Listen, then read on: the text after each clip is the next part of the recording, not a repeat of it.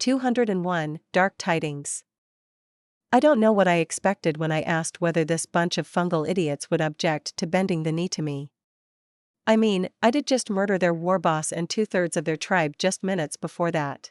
Just how many orcs would step up to claim the fallen warboss title, one after the other, and with the hope of solidifying their rule by killing the one who killed the previous war bosses? 5, and still counting. The sixth stepped forward, banging his chest and bellowing a war cry. I looked at him in a mix of disbelief and growing boredom, the latter of which sealed his fate. One of my conjured light hands shot forth, detaching from its circling parade around me, and tore a bloody hole through the newest wannabe warboss chest. Seventh tried to dodge to the side the moment he saw one of the hands shift its trajectory, but I was done playing nice and the hand easily corrected its course to tear his head off his shoulders. 8 and 9th earned the same fate, trying to roll at me like that would somehow make them immune to getting torn apart and trying to shield himself with a massive rock, respectively. 10th, there was no 10th. The orcs looked around nervously, eyeing each other as they waited for another challenger to step forward. None did, even a second stretched and turned into minutes. An air of defeat and boredom hung above them, and I could tell the ease with which I slaughtered the last few orcs without even allowing them to fight back had finally struck home. Orcs liked to fight, not dying a meaningless death that they couldn't even change no matter how they tried. A fight where the opponent was so powerful that they couldn't fight back was the only one they didn't like.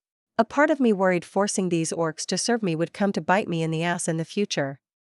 I mean, their twin gods, Gork and Mork, were canonically the most powerful beings in all the warp, and the only reason they didn't make a mess of everything was because they had the most fun locked in an eternal brawl with each other. Every now and then, they intervened in small ways for shits and giggle, teleporting some orcs into interesting situations, protecting them on their travels through the warp and other similar bullshit. My worry was that they would take issue with my heavy-handed recruitment of orcs, or perhaps with me practically farming them like livestock.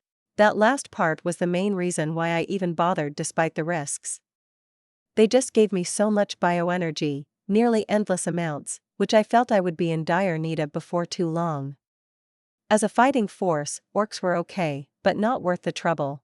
I could modify a horde of tyrannid warriors to fit my needs. Why would I need a larger horde of impossible-to-control green idiots whose weapons were just as likely to blow up in their faces as they were to blow up their enemies? I didn't. I did not need them at all in my army, as even if I wanted shock troops, other races I could actually control would have worked better. What's the worst thing they can do to me? I asked myself the question. Teleport a whole war host on my planet, perhaps? No, the shadow would prevent any warp-based meddling that powerful.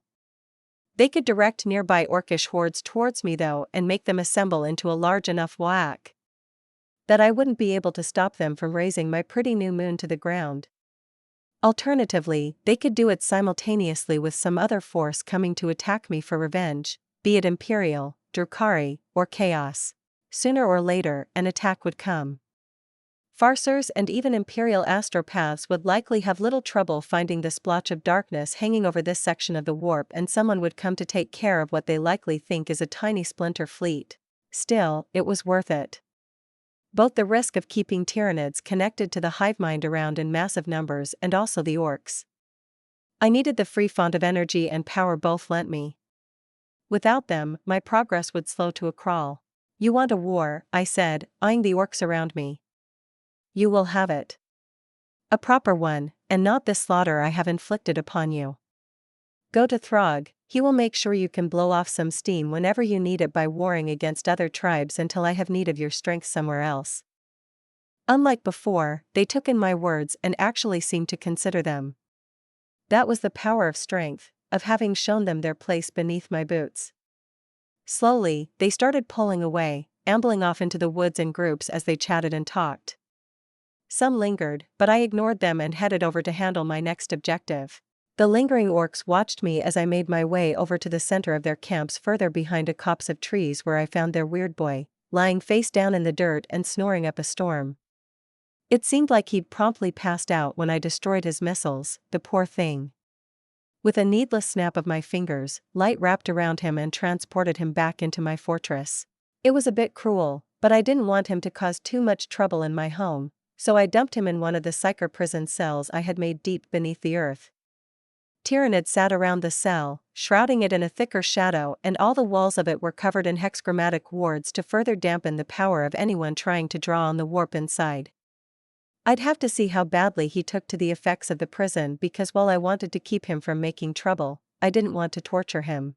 He had given me something invaluable after all, inspiration and fun. That was to be rewarded, not punished. I am done, I said, stepping back into the shuttle. I made my way over to my velvety seat and sat down elegantly, grabbing my cup of tea and taking a long sip from it. It had gone cold, but the flavor was still there, making me sigh in satisfaction. We can continue our flight if you wish. Or we can cut your visit short if you fear another attack on your life. I would recommend the latter, as this one attack made me aware I had much less of a grip on this moon than I'd thought.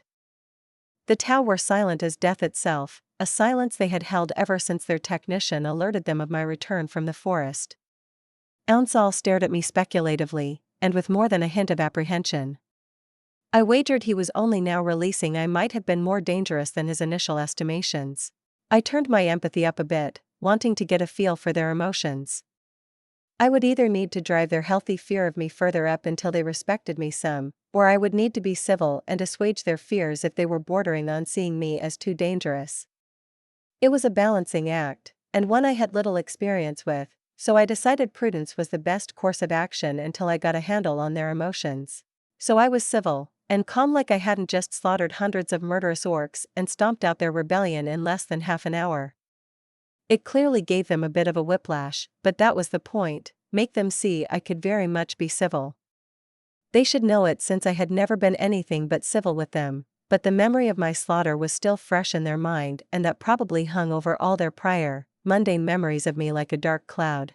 I found them wary and apprehensive, maybe a bit afraid too underneath it all, but the ethereal distinctly lacked that edge of fear the other blueies had. He was relived. That was weird, but then again, who knew just what was going through his mind? Maybe he feared I would be too dangerous to be kept an ally and was just happy diplomacy could prevail once more. I found that unlikely, considering he had seen just now that my definition of diplomacy was much looser than his. Maybe he thought I just needed some of his enlightened guidance to see the light, or some other bullshit. I think I will take you up on that offer, Ounsal said calmly, nodding. I'll have a set course for your headquarters where we can finish our talks if that suits you.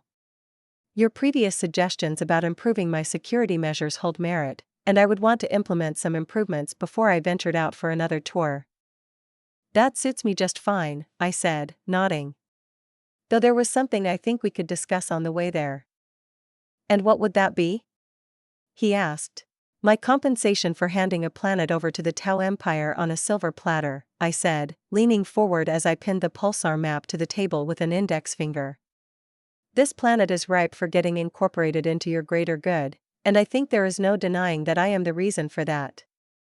You killed their sovereign and dismantled their government, Ounsal stated, not questioningly, nor accusingly. Merely curious how I would respond to that. I did, I said, shrugging.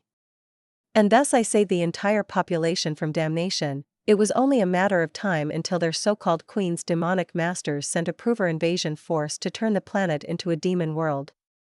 I saved them from that, but I can see why they would have trouble seeing it that way, not that it should matter to you. And why is that? Do they need to know that the strange aliens in white carapace armor that threw their world into chaos are your allies? I asked, raising an eyebrow. All you need to do is fly a corvette or two over there with a few regiments of fire warriors on board and graciously establish some order in the anarchy consuming their world. You will be their savior, and the Tau Empire will be seen as the benevolent lord who helped them when they were at their lowest. I don't need to tell you that, though. I know your people are adept at using such tactics to endear yourselves and your way of life to your future vassals. Ounsal seemed to consider my words, nodding after a few seconds. He neither denied nor confirmed my jab at their deceitful ways, probably knowing it wouldn't change my mind either way, or that I would laugh at him if he lied to my face. And what manner of compensation were you thinking of? Nothing much, I said casually. I just want what I believe I should have been given initially, this star system. I want everything from the star at the center to the most distant asteroid orbiting it to be mine, and I want that watchdog you have breathing down my neck to fly his blue ass out of the system. I gave you a star system, I want one in return. The fortress world of Karlach was the de facto capital world of the Imperium of Man's worlds in the Jericho Reach. It earned that role as the planet housing the headquarters of Lord Militant Solomon Tetrarchus, the War Master of the Achilles Crusade, and secondly, because it was the most fortified world of the Iron Collar, the ring of fortifications surrounding the Jerichoma Warp Gate, which connected this cut-off region of space to the heart of the Imperium. Solomon Tetrarchus was an aging Lord Militant of the Astra Militarum, and one would not be remiss in saying he held the single highest authority within the Jericho Reach. Alas, that authority was rarely respected by the watch captains of the Death Watch, or other Adeptus Astartes groups spread out across the stars. Solomon sighed wearily, massaging his eyes, and then raised his head to gaze at the towering transhuman warrior standing before his desk. That angel of death, covered in ceramite and instilling dread in all those who looked upon him by the sheer weight of his existence. The transhuman dread struck Solomon too, clawing at the back of his mind, but decades of experience with these agents of the God Emperor had lent him enough experience to keep that from affecting him. "Watch Captain," Solomon said, trying to keep the irritation out of his tone. He had just spent 12 hours ironing out the plans for a siege and then breaking up the squabbles of his unruly generals. It was the middle of the night and his old bones yearned for the softness of his bed. "What is it that needs my attention so urgently that you thought couldn't wait until morning?" "A traitorous psyker has slain Inquisitor Xander Thrace of the Ordo Xenos," the watch captain stated impassively, his voice betraying no emotions. "The heretic has aligned herself with both Orcish mercenaries and the Xeno Empire known as the Tau. My brothers and I have managed to narrow down her hiding spot, and I am here to requisition a fleet to assault the system with." Solomon stilled, cursing inwardly. An Inquisitor was dead, and this watch captain was out for revenge. He had no authority to requisition a fleet from the Imperial Guard, but Solomon didn't know what the towering transhuman would do if he refused. Astartes were strange creatures, their minds working in ways he couldn't quite grasp most of the time and driven by motivations that only occasionally aligned with his own, or with the Imperium's as a whole. However, he would never dare to say the latter part out loud. A watch captain wouldn't have the right to execute him after claiming he was colluding with the Xenos for not jumping at the opportunity to spend exorbitant amounts of resources on maybe slaughtering a distant, lone psyker. The Inquisitor who would come to investigate Thrace's death would very much have it though. "You need a whole fleet to hunt down a single traitorous psyker?" Solomon asked, deciding to do damage control instead. Spend minimal resources to get this muscle-bound killing machine out of his hair and off on his wild goose chase post-haste. If you know where she is, a single void ship with orbital batteries should suffice, no? I have not heard of a single psyker capable of surviving an orbital bombardment. Her powers include teleportation, the watch captain said, and Solomon's blood ran cold. That was one of the most troublesome abilities a rogue psyker could have. And she is powerful enough that she could teleport through the void shields of Inquisitor Thrace's personal ship. We suspect her powers may be as high as beta class, perhaps alpha, even. She needs to die. Her survival is a security risk, threatening the entirety of this crusade of yours and perhaps even more, since she appeared far too sane to be a rogue psyker. She was trained. So that's why he called her a traitor. Solomon thought, but his mind suddenly went to a distant memory that had been haunting him since the day he took over from his predecessor, Lord Militant Tiber Achilles, the original War Master and namesake of the Achilles Crusade. The dead War Master's ghost came to him in a dream that had been his nightmare ever since and the source of his greatest fears. What the ghost said to Tetrarchus he cannot recall, only that it filled him with a terrible sense of dread and the certain knowledge that should he fail in his mission, the consequences for all mankind would extend far beyond the boundaries of the Reach. Is this it? Solomon wondered, dread and something else filling him, making his heart thunder in his chest. Is this what he meant? What he told me of? Is this traitorous psyker the threat that I was meant to fight? Could it truly be so?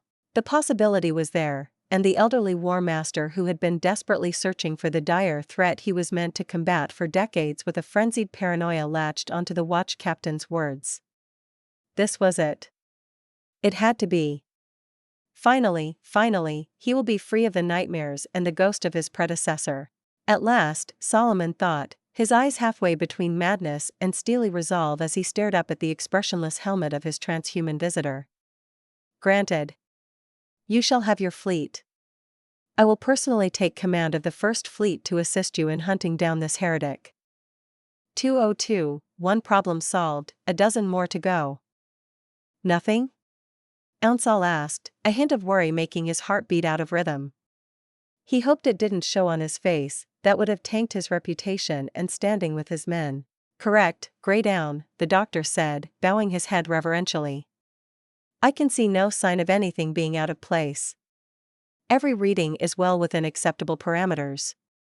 You are in excellent health and wholly yourself. No parasites or anything of the sort have been detected in your body beyond a few new viruses you picked up from the new ecosystem. Fear not though, your enhanced immune system took care of them all easily enough. Thank you, Ounsal said, nodding gratefully as he stood up and straightened his clothes. Despite his nonchalant demeanor and easy smile, he felt true relief inwardly. It was one thing to die in the process of bringing about a great vision, and another entirely to have your mind twisted into something it was not, bent to accommodate the foul vision of another. I appreciate it, Doctor. I apologize for waking you in the dead of night, but it is always best to make doubly sure of these things when dealing with mind scientists. Just so, the doctor nodded in agreement. Though I have little doubt that Gula could have circumvented your implant, Grey Down. I won't leave it up to chance, no matter how small. Ounsal's eyes narrowed harshly in reprimand. As you say, the other Tau bowed deeply. Ounsal nodded at him, gesturing to the man that he was forgiven for speaking out of turn. The doctor straightened and then, with a final grateful nod, the ethereal left. The door to the doctor's private residence on the ship hissed shut behind him as the automatic doors detected his passing. With a pair of his honor guards forming up behind him, only the pair because there was no more need to impress or defend against anyone up on his flagship, Ounsal allowed himself to breathe a shallow sigh of relief. Echidna, that woman was more powerful than he thought, and it was by quite a margin too, though blessedly not in the ways he had feared. Or at least, that was what she would want him to believe if she was powerful in the ways of bending the minds of others to her will. It was unlikely, but he had to make sure. He knew those human mind scientists didn't manifest more than one type of power, usually, but it was better to be safe than an unknowing thrall. That still leaves her confirmed powers to worry about. Ounsal thought with a frown. Her armor of light was no tougher than the weakest of battle suits, her conjured blade was also weaker than a plasma sword by a reasonable amount, and those conjured arms of hardened light of hers could also be replicated by aerial drones. Every ability in the power kit she had shown, the Tau could do better already and had countermeasures for. If an orc's shoddily built firearm could blow through the armor, a pulse rifle would go through it like it was made of paper, and while nothing the orcs had shown managed to even slow her blade, Ounsal was confident the force fields of battlesuits could deflect it with little trouble. Still, it was unnerving to see how an outwardly unarmed woman suddenly had powers comparable to a fully kit battlesuit pilot and how unbothered she was by the end of it. Her lack of exhaustion or strain at the end, where she practically skipped back to the shuttle after slaughtering hundreds of murderous orcs, unnerved him more than anything else. She appeared exhausted when she dealt with those strange rockets. And he had believed it at the moment, but now he had doubts. Doubts that told him he only saw a sliver of her true power, and it was a sliver specifically chosen to show him what he wanted to see, to lull him into an illusion of power. To make him think she was a non-threat and easily handled if it came down to it. It was smart, were it not for her to stumble at the last step. A younger Ethereal would have believed in that illusion, maybe even one of his older colleagues would have too, who had not interacted with the outside world and thought the strength of the Empire to be superior to all other races. They would have dismissed their flaring instincts as baseless paranoia, assured of their superiority. She wouldn't be playing tricks and bothering with deceit if she was truly powerful, though. Ounsal was sure of that. He had seen her dislike for politics and had little doubt she would have preferred to just conquer her opposition through sheer brute force and order everyone to do as she wished. He saw no reason why she wouldn't do that if she could. Which meant she feared the Tau Empire, to some degree. He could work with that, and while he did, he would have to figure out just where the true limits of her powers lay. Gently. Now he felt a single misstep might cost the Empire more than it was worth. If he pushed her into a corner and she lashed out by killing him, and the Empire came for her, just how much would they lose to accomplish that goal? Just yesterday, he was sure the answer to that question would have been a few orbital missiles. Now? Maybe more, maybe it was so much more. He had to know, and he had to keep her docile and cooperative while he did so. The first step towards that would have to be granting her ownership over that star system. He would have to call in some favors, pull some strings and perhaps bribe some people, but it would be done. There was nothing worth the trouble in the system beyond that strange world filled with deathly wildlife and fauna, seemingly bent around a singular malicious mind's will. Echidna could have it for all he cared, and while she was occupied with that, he would also have to swiftly organize a fleet to relieve that planet she had thrown into utter chaos. The anarchy that ruled the planet would prime it for conquest, but it pained him to know just how many lives were needlessly lost every minute that went by. How many lives could have been spared if Echidna simply cared enough?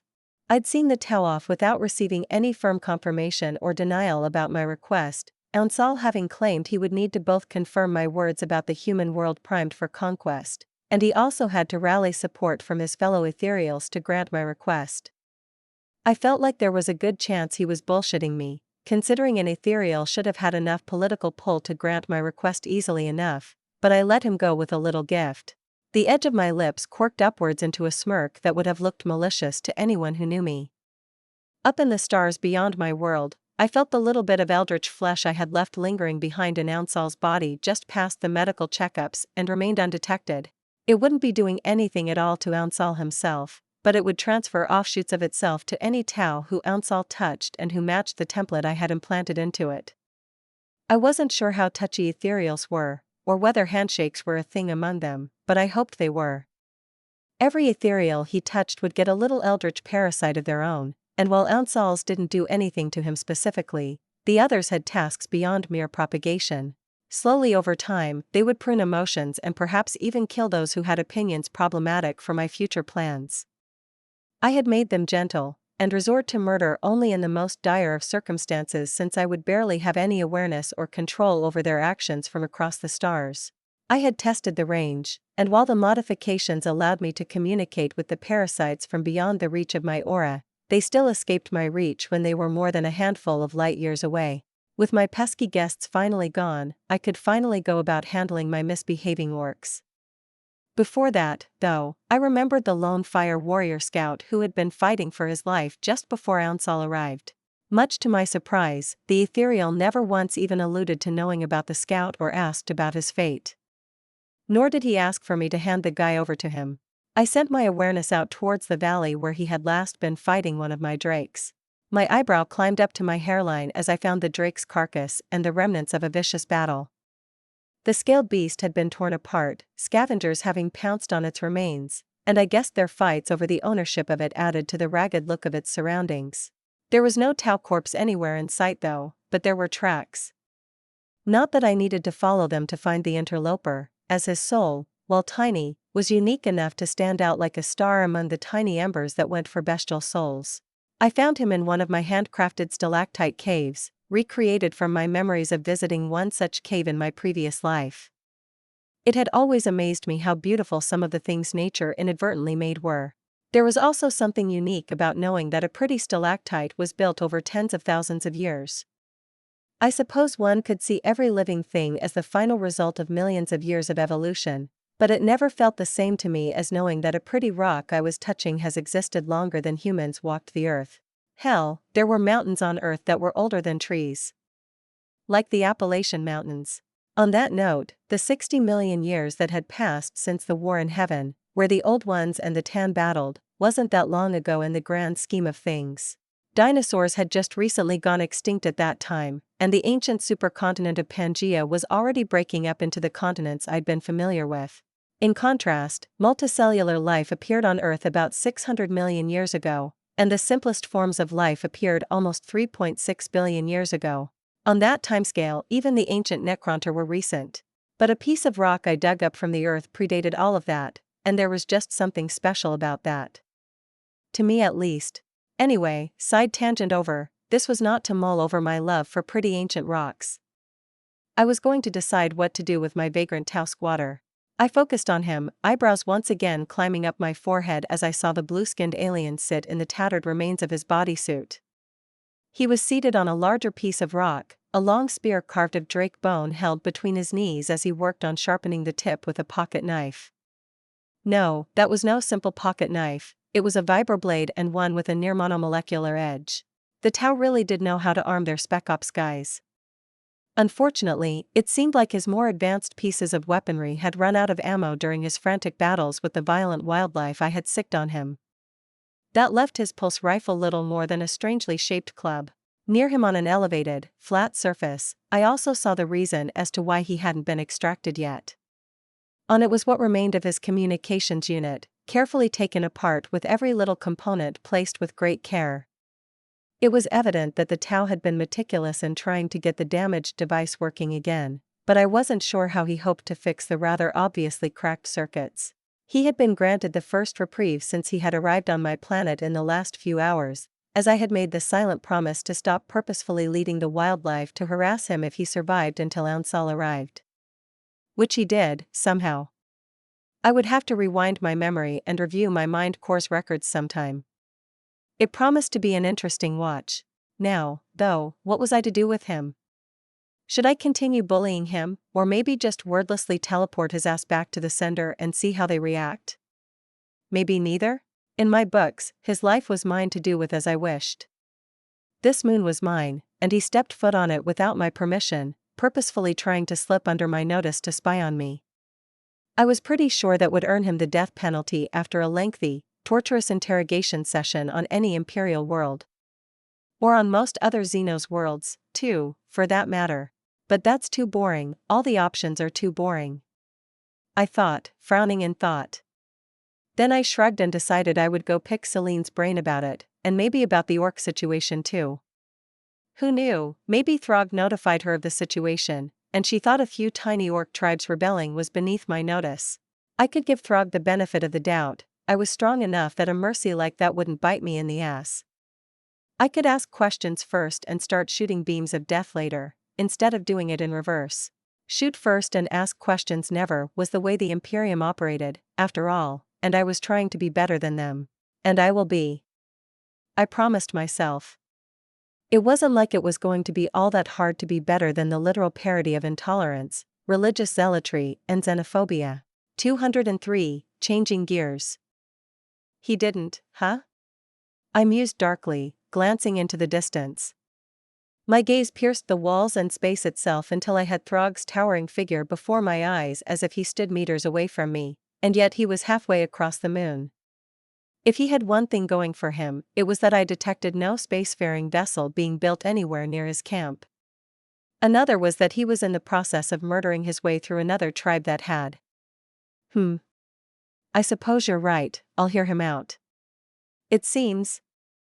I might have overestimated his abilities, or underestimated the difficulty of keeping a horde of orcs in line. I'd wager it's the latter, Celine said, though she did not look too certain herself. Or perhaps you overestimated the abilities of a single orc. They are not the best at anything that doesn't involve destruction, murder, or war. You had forbidden him from doing that one thing that could probably keep that disorderly lot together. Sailing off into the stars, looking for war? I asked. Precisely, Celine said. They are orcs. Do you really want to bother keeping them? You could probably get a regular human army outfitted with your weapons and organic kit that would work better than an orcish army 10 times its size. That's worth consideration, I said absently. Though not in the near future. Let them settle in, and let's foster some loyalty in them before giving them murder toys. Also, I sort of promised I wouldn't need them to serve in my military, did I not? It wouldn't do to go back on my words. Let them volunteer then, Celine shrugged. First, just to explore the moon, make them into some explorer order. That should show you how viable they would be as an arm of the military. Let's put a pin on that, I said, then plopped down into a chair that grew out from the floor underneath me. We were in an empty, circular room at the very top of the fortress of my soon-to-be capital city. As the chair slowly morphed into a majestic marble throne lined with silver and golden motifs, I let my gaze pan around as I customized the room's decor. The walls pulled back, shrinking into Greek-inspired pillars that held up the domed cupola atop, while between them, see-through glass panels stretched from pillar to pillar, granting a glimpse of the scenery outside, and what a scenery it was. From so far high up as we were, I could see the moon's surface from an eagle-eye view all the way over to the horizon where the moon's curvature hid the rest from regular sight. I have an orc to question, and while it might not have been fair to expect him to succeed, he never once made note of just how far out of hand things were getting. That by itself deserves some reprimand, if nothing else. "You're the one running this ship," Celine said, shrugging nonchalantly as she wandered over to the windows to peer outside. I couldn't help but chuckle at her awe as she pressed her face up against the nearly invisible glass panel. Actually, what am I? I mean, besides your lover, of course. Do I have a title or role in your burgeoning governing body, besides maybe consort? Don't fancy the idea of putting thoughts into my head with your seductive whispers and making me do as you wish with your feminine wiles? I batted my eyes at her, earning a short, playful glare thrown over her shoulder. "Too much work," Celine huffed. "I'd much rather have it straight and simple, plus, it keeps work out of the bedroom. I don't like to use my brain too much while having sex. It's for fun, not for plotting the downfall of my enemies or whatnot like most nobles seem to believe." "I'd have guessed it would be an obligation to most nobles," I mused, hopping off my fancy new throne and strolling over to wrap my arms around my lover's waist. To pop out as many pompous little brats with the stick up in their arse coming pre-installed as possible. "Marital obligations and the uses of sex are two very different things," Celine said, like she was explaining something dreadfully simple she couldn't believe I didn't know. "Nobles like to use everything to further their political ambitions. Everything's an opportunity, every conversation, every shared glance, every tryst and every promise. They are all lies made to further their ambitions. Do you think they wouldn't use the pleasures they could give to another with their body as a bargaining chip? You would be wrong." "Huh," I said. "I suppose my preconceptions about hereditary nobility and their values are a bit outdated." "Outdated?" Celine asked with mild curiosity. "By about 42,000 years, yes." I nodded. "Maybe a bit," Celine said in amusement. "I could name you my hand or something like that," I said, thinking aloud. "If Queen Consort doesn't satisfy your wants. You could be the Malcador to my emperor." "1. You'd have to properly marry me before you start calling me Queen Consort, and no, don't even think about daring to skip over that step." Her steely gray eyes glared at my reflection in the glass window, giving me an unmistakable look. "Secondly, I want to wipe that last sentence from my mind. It was horrible, and you should feel horrible." "I thought it was kinda romantic," I said with a playful giggle. "Back to the topic at hand," Celine said, rolling her eyes with an amused smile tugging at the edge of her lips. "Or rather, onto a new one, I should remind you of. You've been neglecting that poor Zara girl, and if you don't give her some task or make her do something, I think she'll stress herself into an early grave. Zedav will be fine, but I'm not sure that leaving him to his experiments in the basement for another month without any supervision will have good consequences. I know what you said about science and experimentation, but there is a reason the priesthood of Mars forbids it. Too many times had their initial experiments and tech heresy go horribly wrong, and only so many times can you excuse it as a coincidence. I've heard your speech to the Tau about there being a kernel of truth underneath all the prejudiced practices and beliefs of the Imperium. You should take your own advice. I think." "Right," I said with a distasteful grimace. As much as the tech priests' idiotic aversion to the mere notion of the scientific method, their fear of advancement and innovation, there were reasons for it. Maybe not good reasons, certainly not good enough to justify the extremes they had gone to. Still, I couldn't deny that relying entirely on rediscovering STCs from humanity's golden age was safer than any of the alternatives, and safety was a thing that was dreadfully hard to come by in this day and age. "You're right, and I know. I'll make sure he doesn't do anything stupid, but he is locked in the basement for a reason. Even if he makes the next supervirus or breeds some new self-propagating horror, I can lock it all under thousands of tons of hard rocks and stone with a thought. Put a pin on that, though. Our green friend finally finished his thing, so it's time for him to answer some pointed questions. Celine shrugged, seemingly satisfied with my intentions as I strutted back over my throne and perched myself atop it. One knee over the other, chin resting on my palm as I leaned on an armrest. Do I look regal? I asked, a pulse of bioenergy rushing through my body to fix my hair into place, shifting every last strand to be picture perfect. At the same time, a soft touch of telekinesis washed over my clothes, banishing all the tiny creases and dust. You look elegant, Celine said, eyeing me with an evaluating gaze that nonetheless held more than a hint of appreciation. Though I was reasonably sure the latter had to do with how tightly my clothes hugged my figure and how my current pose accentuated my hips. Though more like a rebellious princess playing at queen than a true sovereign. You lack the severity, I suppose. Nothing much I can do about that, I said cheerily.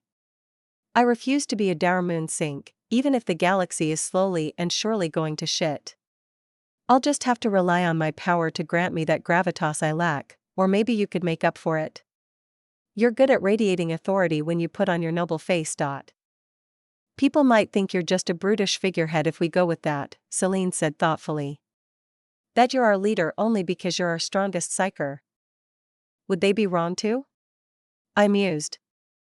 I didn't have any other rights to rulership besides power, not that I needed any.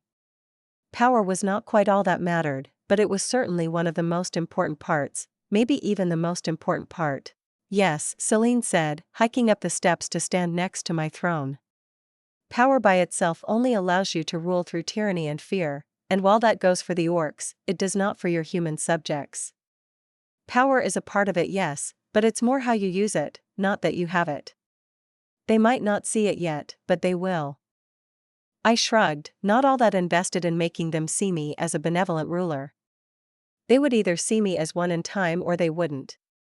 All it changed was how many of them I had to kill for rebelling.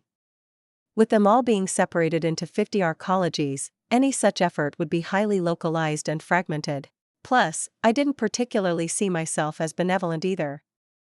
Sure, I wanted to be better than the Imperium and the others, but they were all on the asshole end of the scale to the extreme. There was a whole lot of space between them and being some enlightened absolutist ruler. Maybe I should put a little bit of effort into it. I thought, feeling a little uncomfortable at the sheer trust and conviction Celine was radiating next to me. She truly believed I could be good at this ruling thing, not just better than the worst of the worst. Sure, I could feel she knew she would have to help me, mold me a little to help me keep on the right path, but she was convinced I had something worth nurturing. I didn't want to disappoint her, even if she only felt that way because of the rose-tinted glasses she wore while looking at me. Maybe I'd fucked the common sense out of her. Who knows? Happy wife, happy life, or so they say. Must keep the wife happy, though she is not quite that yet. Marriage. How the hell am I supposed to go about handling that without making it weird? I sure as hell won't go with the go-to-human vows to the God Emperor, but neither do I want to resurrect Christianity, even if I was nominally a Catholic in my last life. Maybe a hippie wedding? I did not want to even pay lip service to any gods, least of all to the God of Christianity. I knew my soul was powerful, just even a fraction of me truly believing in his existence might make it so and birth a new warp god shaped by those beliefs into being. I had been forced to read the Old Testament, I was not going to risk that, even if I could slap a newborn warp godling out of existence with reasonably little effort. Probably. Just vows to each other and a private wedding just for the two of us. Nothing else matters besides that, no one else's opinion or support matters. I most certainly won't drag my ass over to ask her parents for permission to marry their daughter. Alright. Let's handle this orky business, I muttered, shaking my head to put that line of thought to the back burner. We can only get married once, so it would have to be perfect and special, and it would be a memory that would stick with us through the ages. It is not something to plan while distracted, and it is most certainly something to be half-arsed. Ready? Yep, Celine said, putting extra emphasis on the P with a small, playful grin before her emotions drained away from her features. I took a moment to appreciate just how gorgeous she was, that cold beauty and noble grace she radiated. Smiles fit her well, but she was the very picture of a cold beauty at the moment, and I couldn't help but stare a bit. She noticed me staring, a tiny smirk flickering at the edge of her lips before it disappeared like a mirage. "Whenever you are ready, oh great silver lady." I raised an eyebrow but just shrugged instead of questioning it. "I'm gathering titles like they are trading cards, or Pokemon." "Damn. I should try to make some Pokemon, just to see if I can, if for nothing else." Idly, I snapped my fingers, and about 30 circles of light appeared spread out before the foot of my throne. Halfway across the planet, Throg and his lieutenants were panicking, strange circles of light having sprung into existence under their feet before tendrils of light pulled them inside. The circle swallowed them all, then dumped them before me. One after the other, towering, somewhat scared and confused Orc's warriors were dumped on their asses. Throg was quicker on the uptake than the rest, having frozen stiff the moment my psychic tendrils locked around his ankles. I had felt recognition flare in him, followed by acceptance and resignation. He stared at me now, rising to his feet and puffing out his chest like a warrior steadying himself before a final stand he knew he had no hope of winning. "Hello, Throg," I said, my chin still resting on my palm as I sent a thin smile his way. "I have some questions that are in dire need of answering. You'll be a dear and help me out, won't you?" 204, a goofy whittle prank. Ounsal paused mid-sentence as a young air-cast girl stumbled into the room, exertion and near panic written across her flushed features. "Grey down, there is an urgent message waiting for you," she said, then wheezed and gasped, trying to remember how to breathe. "Courier ship, waiting confidential." "Take a moment to breathe, child," Ounsal said calmly, holding up a hand to stop the captain he had been conversing with or any of the guards from doing something as useless as to reprimand the girl for her lack of decorum. "Whatever it is, it can wait another minute." If it was a military emergency, it would have been addressed to the captain, and the alarms would be blaring. "Yes, just like that, deep breaths. Now, child, tell me, what is this about?"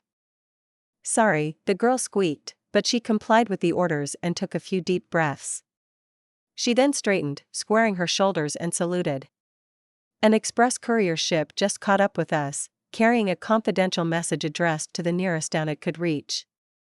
It's highly confidential, and I've been told to make you aware of it at the earliest convenience." "My apologies, good captain," Ounsal nodded towards the captain, who was looking judgmentally down at the poor cadet who had been inadvertently made into a runner. "I'm afraid I'll have to see what this is about." Just to be sure, he glanced down at his bracelet, finding it still. With a flick, he activated it, then deactivated it with another. It was working, but it hadn't alerted him, which lent credence to his earlier belief that while urgent, the message was no emergency. He could have put it aside for later to continue his excruciatingly tedious conversation with the good captain, but alas, when an opportunity to be done with it presented itself, he was not going to spurn it. "Cadet, with me," Ounsal said as he turned to leave, gesturing for the girl to follow without looking. She squeaked, then jumped to obey, eager to escape the heavy weight of her captain's attention. She deserved that much for helping him escape the man's tiring presence. The man was extraordinarily good at his job. He wouldn't be the captain of an ethereal's flagship if he wasn't, but he was also a shameless ass-kisser and one who was not satisfied with just that. His talents also failed to transfer over to small talk, which made his attempts at gaining Ounsal's favor tiring. "What's the message carrier?"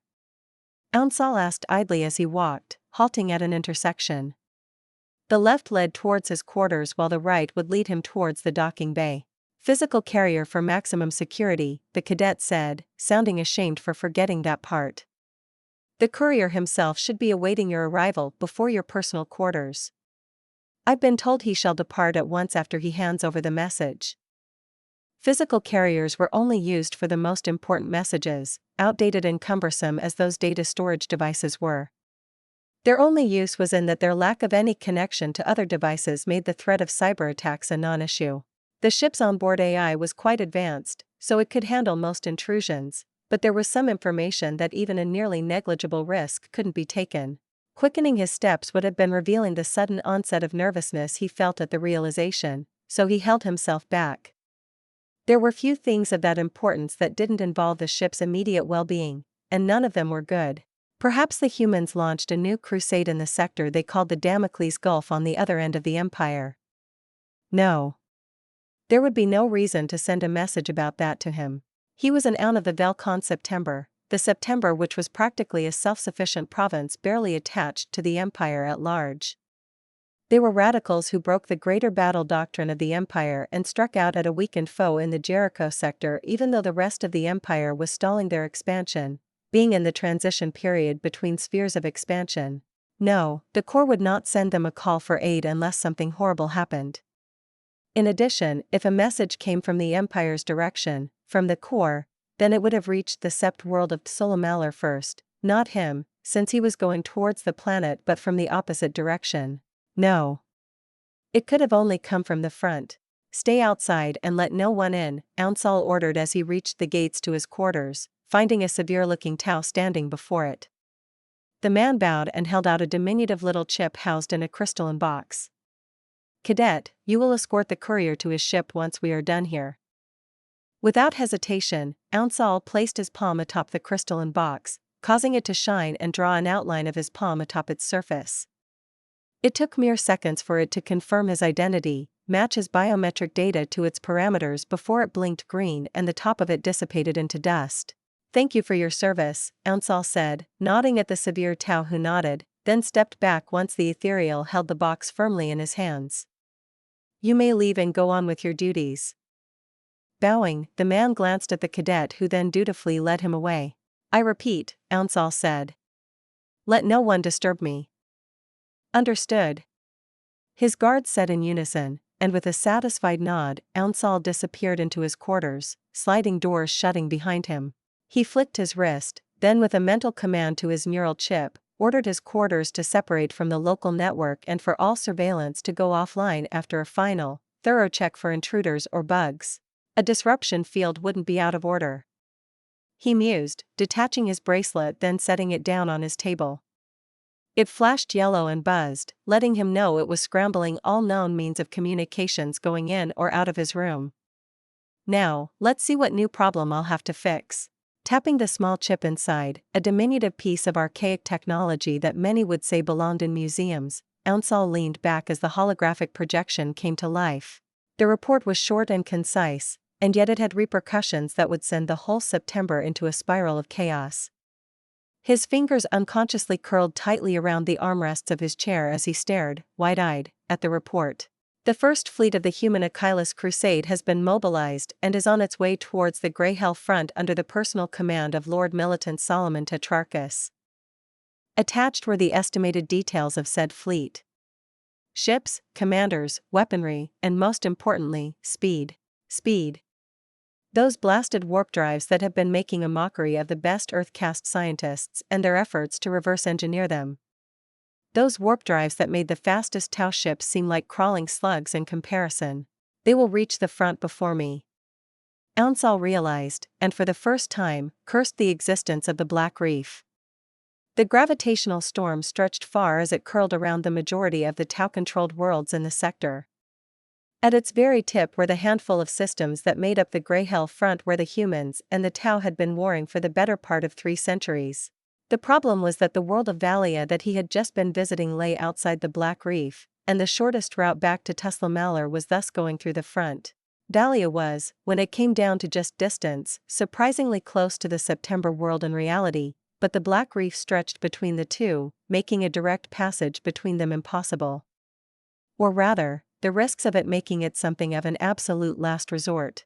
Expeditions skirted the edges, delving into floating chunks of ancient worlds to uncover the ruins of bygone civilizations, but the deeper one went, the higher the risk of the reef never letting them leave.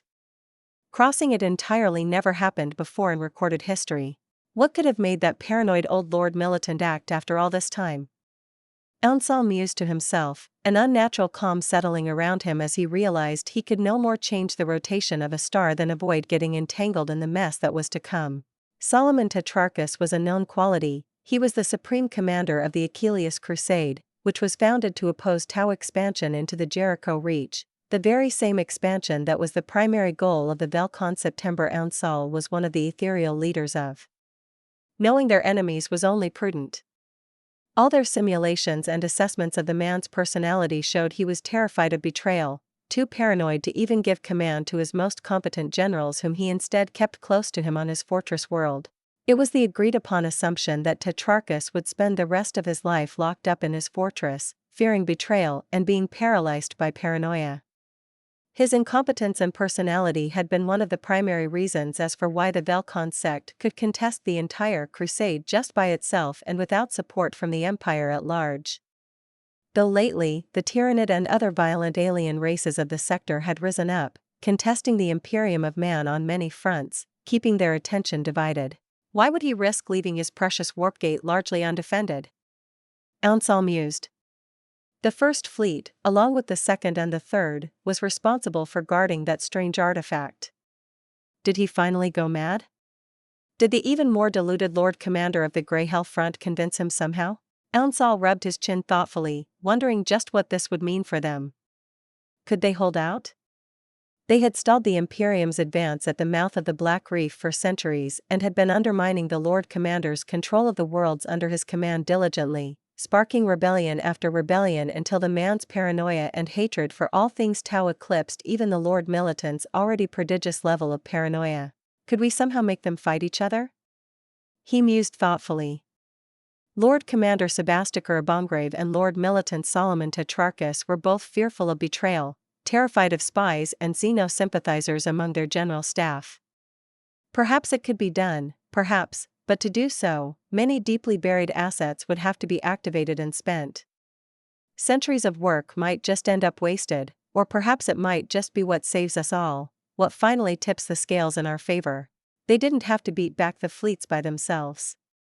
Oh no, they only had to survive and keep the September standing until the many enemies of the Imperium in the sector pounced. A whole third of the forces defending the single most important resource of the crusade would be gone. If some alien force managed to besiege the warp gate and cut off the Grey Hell Front's supply line, yes, that would be a boon indeed. All worlds in the Canis Salient, the subsector under the command of Lord Commander Abomgrave that had any capability for growing crops, had long been sabotaged and made nearly uninhabitable. If the warp gate fell under threat, the humans would starve and would be forced to scurry away to re-establish their supply lines. We can't spare any of our resources just sitting around, this isn't the time for caution. Ounsal thought, his gaze hardening as he thought about the latest asset he had been working on, a bit of a wild card that might just tip the scales in their favor. It seems I'm going back to Valia already. Let's see just how much use we can get out of this strange human and her pet orcs. So? I asked idly, gazing at the gathered orcs before me without a single expression on my face, though I did feel some amusement as some of the slower ones attempted to struggle against the tendrils wrapped around their ankles. Boss, Throg started, his voice strong and defiant. I zogged it, boss, messed up de job you gave me. Why? I asked, finding my prior annoyance gone at his admission. I weren't strong enough to keep de horde to Geetha, not without a big enough enemy to point em at and shout whack. He said, grimacing. And de nuggets, de ones what never met ya, dey didn't want to follow someone what bent de knee ta a run-sized humie. I bashed a few into line, sure, but dear's only one o' me, and thousands o' dem. You have a whole bunch of orcs still following you, I mused aloud, my gaze spanning around and lingering on each of the other greenskins. Some I knew I'd never met and looked back at me defiantly, measuring and even sent judgmental stares at Throg's back. I could hear the thoughts running through their empty skulls clearly enough. They were wondering whether they'd been wrong to think Throg a strong boss if he acted so subservient towards a tiny human girlie like me. Don't have to do all the bashing yourself. Ain't no respect in Avon overs due to bashin' fair me. De nuggets were already iffy 'bout followin' me, same as Dislot air. He gestured at the few I'd noticed were eyeing both Throg and me, measuring, trying to decide whether to try their luck. Without question, Throg's clan was still by far the largest on the planet, and if they could kill both him and me, it would be theirs. I can do all de bashin' I want, but dear ain't no zoggin' sense ta bash into their thick skulls. And why, pray tell, did you forget to tell me about these complications of yours? I asked the big question, humming menacingly. All the orcs froze stiff, something primal in the backs of their brains telling them to stop moving or they would die. One got angry instead, furious at his instincts telling him to fear me. Roaring, he tried to pounce on me, his legs tearing their way out of the entangling tendrils around them, and he leapt at me. His fist cocked back for a titanic punch as he came at me, half a ton of thick muscle converted in ruddy green skin. I flicked my wrist with a huff, a telekinetic force slamming him to the side and making him crash through the glass windows. His roar of pain and terror mixed with the sound of shattering glass, then faded as he fell, disappearing beneath the roaring winds that ruled the atmosphere this high up. The glass mended itself in a few seconds, cutting off all the noise once again and leaving us in serene silence. Didn't fancy gettin' myself killed fair muckin' up de job, not just yet, Throg said into the silence that followed, shrugging his massive shoulders nonchalantly as he ignored the staring and surprise of the idiots behind him. Figured I'd get in a few more scraps before you smash me skull fair messin' up, might as well bash in as many dem traitorous gits as I could before you bash mine. Looks like I just ran out of time, don't it? Perhaps, I said idly, squinting at the big, dumb fungus. I would be less displeased if you bothered to tell me of your failure sooner. I underestimated just how little your kind respect spoken word.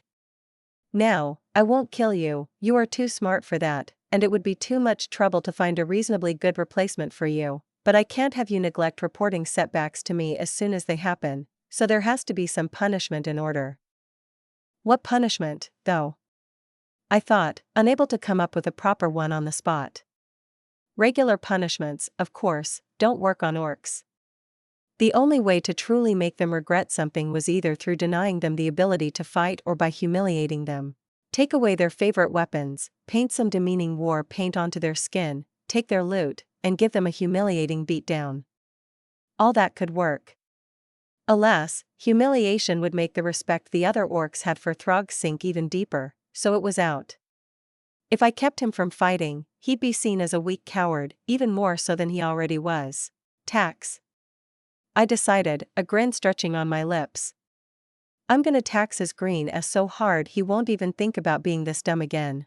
I am taking away all of your loot, leaving only what you need to fight and taking whatever you get your hands on in the next month, I said, watching his eyes widen in shock. In some ways, that was almost worse than death for orcs.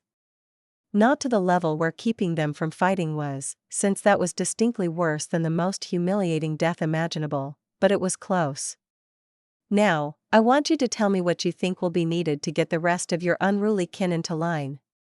I can't have them throwing rockets at my guests, it's extremely embarrassing. Can't see no other way cept givin' a proper enemy toss scrap with, gatherin' up fair a big whack. Throg said, sounding disgruntled but nonetheless relieved. Other orcs might have talked back, pushing back against the punishment, but he knew he got off lightly. He could still fight, and he would have his loot rights back after the month was over. Throg was smart enough to accept it. Or maybe if you went round bashin' sense into all dem tribal boss gets, one by one yourself. So an exhausting amount of beatings or a war, I said, tapping my chin idly, then sighed tiredly. Well, I can promise you that there will be a good bit of fighting to have in the future. It will be a good while into the future. We could maybe go on a mini crusade, but dash. I froze, feeling something deep and powerful resonate within the warp beneath me. Even through the shadow, through the deep darkness of the Empyrean, the waters of the Immaterium were stirring. It was greater than even Kairos, greater than even Kabanda. The two were nothing but ants compared to the primal force of nature I was feeling. It was distant, impossibly distant, and yet its power reached me all the same. My mind buzzed, and it took me a moment to focus on it, so terrified I was from the sheer scale of power I felt. Even my soul, bright and powerful as it was, would have been little more than a snack to this great being. Gravitational anomaly detected 2 parsecs away from the local stellar body. Anomaly identified as a clustered warp jump, number of warp flares estimated to be around 20. Oh, I muttered, my gaze turning to the orcs as the reverberations of the warp intensified until I could hear it. It was laughter, 2 deep, powerful voices laughing. If you don't bring de boys into a whack, we'll bring de whack to you. I shuddered at the sheer power of those words as they somehow made their way into my skull, echoing inside and leaving behind their bone-shaking laughter. It stayed with me, echoing inside my very mind even as the warp calmed and their power faded into the deep, dark depths of the immaterium once more. The orcs before me seemed to stand straighter, their muscles bulging as their eyes shone with bloodlust and glee, their very being swelling with power, becoming somehow more as the ephemeral power of the WARHAMMER settled around them, linking them all and making them more than the sum of their parts. Well. Shit. What the fuck? 205, Divine Scare. What in the Emperor's holy name is happening? Report, roared Solomon Tetrarchus, his hands clutching the armrests of his command chair until his knuckles turned white. Alarms, warnings, and just about every single sensor that should stay silent were blaring and ringing, glowing in a hue that sent a shiver down his spine. Did the warp drive go into emergency shutdown? No, it never does. We'd all be specks of dust floating in the warp if it failed. Then what? The navigator? Did he lead us off the beaten path? The helmsman? Did someone sabotage our engines? The Geller field? What in the warp is going on? His fingers twitched, snapping to grasp at his plasma pistol always held at his side as his eyes narrowed in suspicion. He eyed the helmsman, the guards, the Deathwatch Astartes and the engineers. Which one of them betrayed him? Who was to blame for this? Who did he have to execute? I knew these parasites were hungering for my title, but which one of them betrayed me at last? These rats are just the implements of their treachery. They wouldn't have acted without help, or perhaps the Tau infiltrated my general staff so deep that they managed to sneak some saboteurs onto my ship? Feasible. If it were cultists, we would never have left the warp, and their accursed demonic masters would be feasting on our souls. But we are in real space. Yes, sir. We are nearly on top of our destination. One of the navigators, not capital N navigator, just a regular human managing the sensors and reading the star charts, spoke up. The Valius system is only a few light years away. Sir. The psychers and the navigator are all going raving mad, the head of his personal guards said, listening to a report of his own from a comm bead in his ear. Whatever warp anomaly we've stumbled into, it left them all in various states of indisposition. Some are unconscious, some are terrified and speaking like lunatics, and some have gone into a rage, attacking everything in sight. Don't we have those damned collars on them to prevent that from happening? Tetrarchus growled, linking himself into the ship's systems. He was the ship's lord, and so the machine spirit allowed him access. He cast his awareness out, peering through cameras and listening to sound sensors. No. I'm not here, it doesn't see me, one psyker mumbled, curled up in a fetal position in his personal quarters, arms wrapped around his head. It can't find me, please. Emperor, protect me. That pathetic sight was one of his most powerful combat psychers, a man who could melt tanks to slag with a thought, a man who usually wasn't allowed inside densely populated areas because if he ever lost control, he would be taking a city block down with him to a fiery grave. And now he was sobbing like a little girl. Tetrarchus snapped his attention over to a much more immediate problem. Wawa! Roared the tiny teenage girl just out of the Scholastica Psychona, her voice echoing with an inhuman timbre as her eyes shone with a crimson rage. Despite only having touch-based telepathy among her powers, she charged at the men charged with guarding her with her little fists cocked back. Tetrarchus eyed the large iron collar around her neck, which should have fried her brain the moment her mind had been broken by the forces of hell. It sat inert, its usual arcane lights now dim. He snapped his attention to his next target as lost bolts tore the maddened psyker to shreds, leaving behind something that could only be recognized as a human by the geneticists of the Mechanicum. As it should be. Tetrarchus thought scornfully. The other psyker was also in a pitiful state, but he at least retained his awareness enough to invoke the Emperor's name and ward off whatever malady infected his less experienced kin. He quickly swept his awareness through the rest of the ship, focusing on spots where the machine spirit was screaming in either pain or rage. Get away from me! A young psyker roared, clutching his head as the air warped and twisted around him, sending bolts of lost fire and other objects thrown at him soaring to the side. The hangar he stood in had been home to a squadron of fighters once, Now they were little more than scrap as they tore apart along with bits of the floor and ceiling as the young man built something of a metal dome around himself and lashed out with circling bits of sharp metal at anyone trying to get close. Stay away. It's in my head, it's laughing. Stop laughing.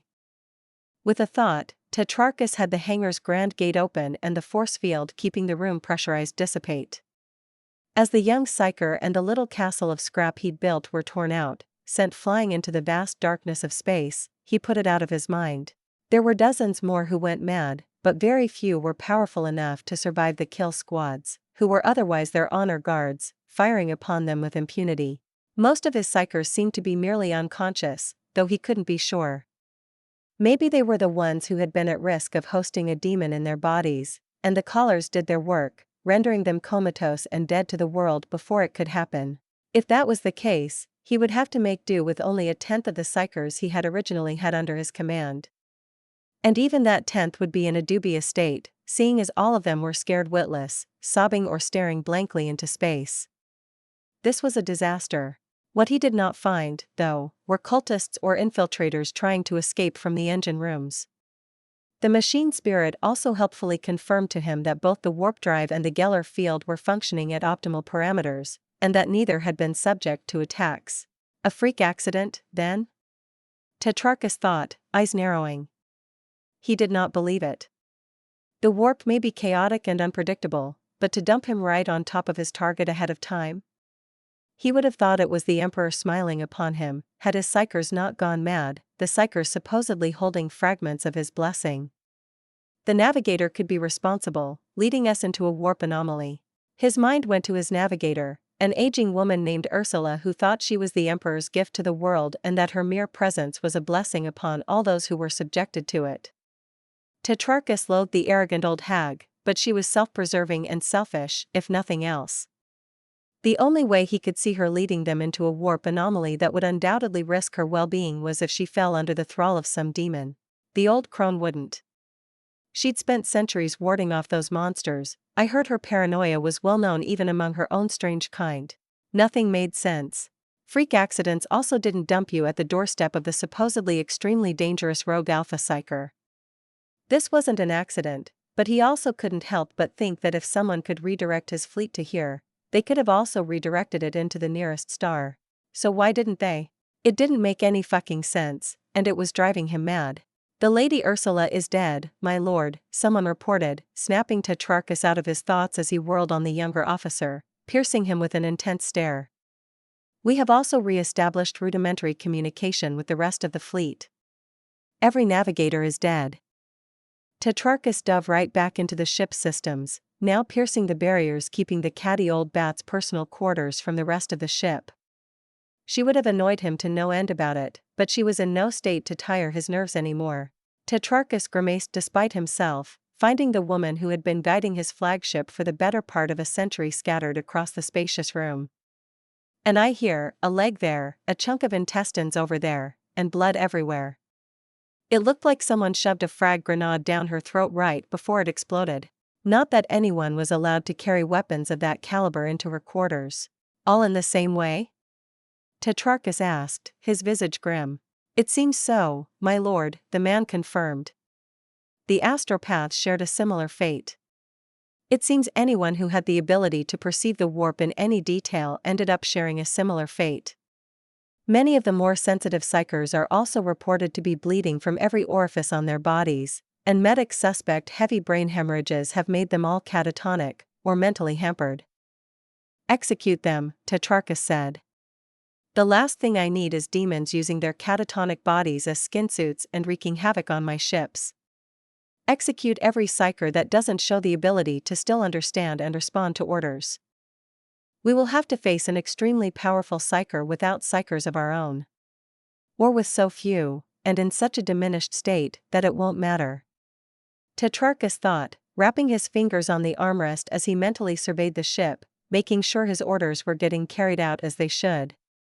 We still have a fleet and a dozen squads of Astartes specializing in hunting Xenos. Not optimal, but we still have the advantage. That creature will fall. I will make it so, so I swear in the name of the Emperor. Well, I guess that means we are going to war, I said absently, letting out a snort of disbelief at what just happened. Gork and Mork, the twin gods of all greenskin and the most powerful beings of the warp by far, just played a prank on me. By prank, I mean they dumped an Imperial fleet on my doorstep and pumped the already rowdy orcs on my planet full of super drugs, and sent them all into a roid rage. Great. Wah-wah-af. The orcs roared in unison, and I felt goosebumps cascading down my back as I heard it reverberate through the warp and be echoed by millions of orcs all over my little moon. What just happened? Celine asked, a trace of worry in her tone, and I glanced at her. She had her combat armor on, her sword in hand and held at the ready as she eyed our orc visitors who practically vibrated with bloodlust and murderous intent. She sent me an uncertain, questioning glance. Echidna? She didn't feel it? I was surprised, but it made sense. She wasn't as sensitive as I, and her soul was safely tucked away in my realm. The two green twits were throwing their massive dicks around down in the warp, so she wouldn't have felt it. Gork and Mork decided to dump an Imperial fleet on my doorstep, I said, trying to sound nonchalant. It seems they didn't want Throg and his boys to grow bored. Celine stared at me blankly, probably trying to decide whether I was messing with her. She'd figure out I wasn't the moment she remembered she could reach out and feel my tumultuous emotions roiling just below the surface, if only she reached out for them. I've been feeling powerful lately, having fought some of the strongest greater demons to a standstill. My powers had been growing by leaps and bounds, their extent widening, my toolkit expanding. I knew, intellectually, that I was not a big fish and that the pond I was playing in was a vast ocean in truth. I knew, but I never felt it, never knew it. I could stomp as many greater demons, slaughter as many fleets as I liked, and I would still be an ant to them. Just a bigger ant that could terrorize other, smaller ants. It wouldn't save me from getting stomped on if I wandered underfoot. If the Chaos Gods could just grab me, they would have done so already.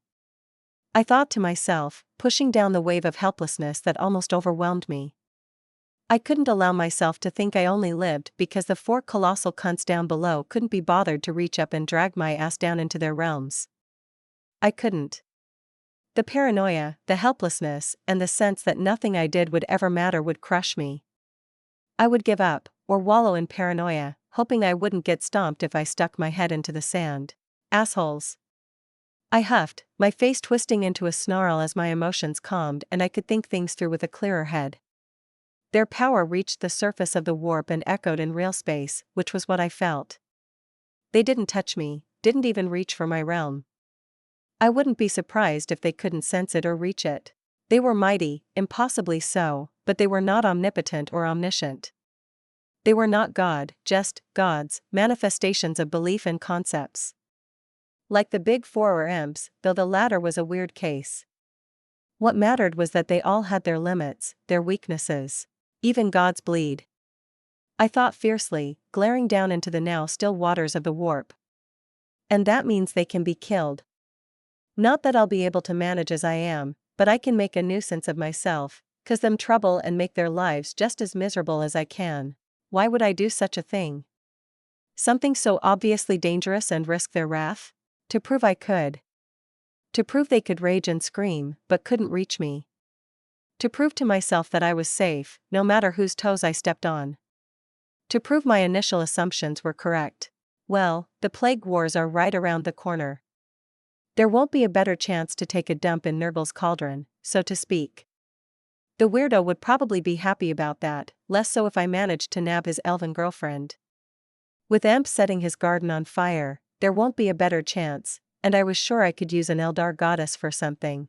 Celine, be a dear and please grab Val, Alpha and Zedav too, I suppose, I said, pushing myself to my feet as I stared down at the orcs before me. Oh, and that Zara girl. She might have felt what happened, and I doubt it was any more pleasant for her than it was for me. What are you plotting? Celine asked, eyes narrowing as she felt my strange mixture of emotions, no doubt. I'd probably be worried too if I felt her swing from fatalistic nihilism over to smoldering rage and then into cold, calculating malice tinged with hope and determination. Nothing much, I said, giving her my best innocent smile as I batted my eyelashes at her. Just a war. On the parasites thinking themselves gods. I might be an ant now, but I can grow still, and who isn't terrified of an ant that can chomp your head off in a single bite? An ant the size of a van? An aircraft carrier? A star system? I may be an ant, but I will make them fear me like they made me fear them. 206, Roundtable Meeting. Lady Echidna, I felt something horrible just minutes ago. Zara said the moment she laid eyes on me, and if she wasn't scared out of her mind and trembling like a newborn fawn, she would have probably realized it wasn't a coincidence that I gathered everyone for a meeting right after she felt a pair of gods swing their giant green dicks about in my territory. Really? I asked curiously. And what was it you felt? Rage and bloodlust flooding everything, making the very air shimmer and trying to twist my mind, Zara said, trembling as she wrangled her hands. She looked so pitiful, I had to resist the temptation of rushing over to hug her, or give her a head pat, or to calm her emotions. Alas, my curiosity won out. I heard laughter, I think. It sounded like boulders crashing, like a landslide and a storm at once, but somehow I knew it was mocking laughter. I see, I said, smiling soothingly at the poor, terrified girl as I wrapped my aura around her and chased away both the shadow and the WAGH field.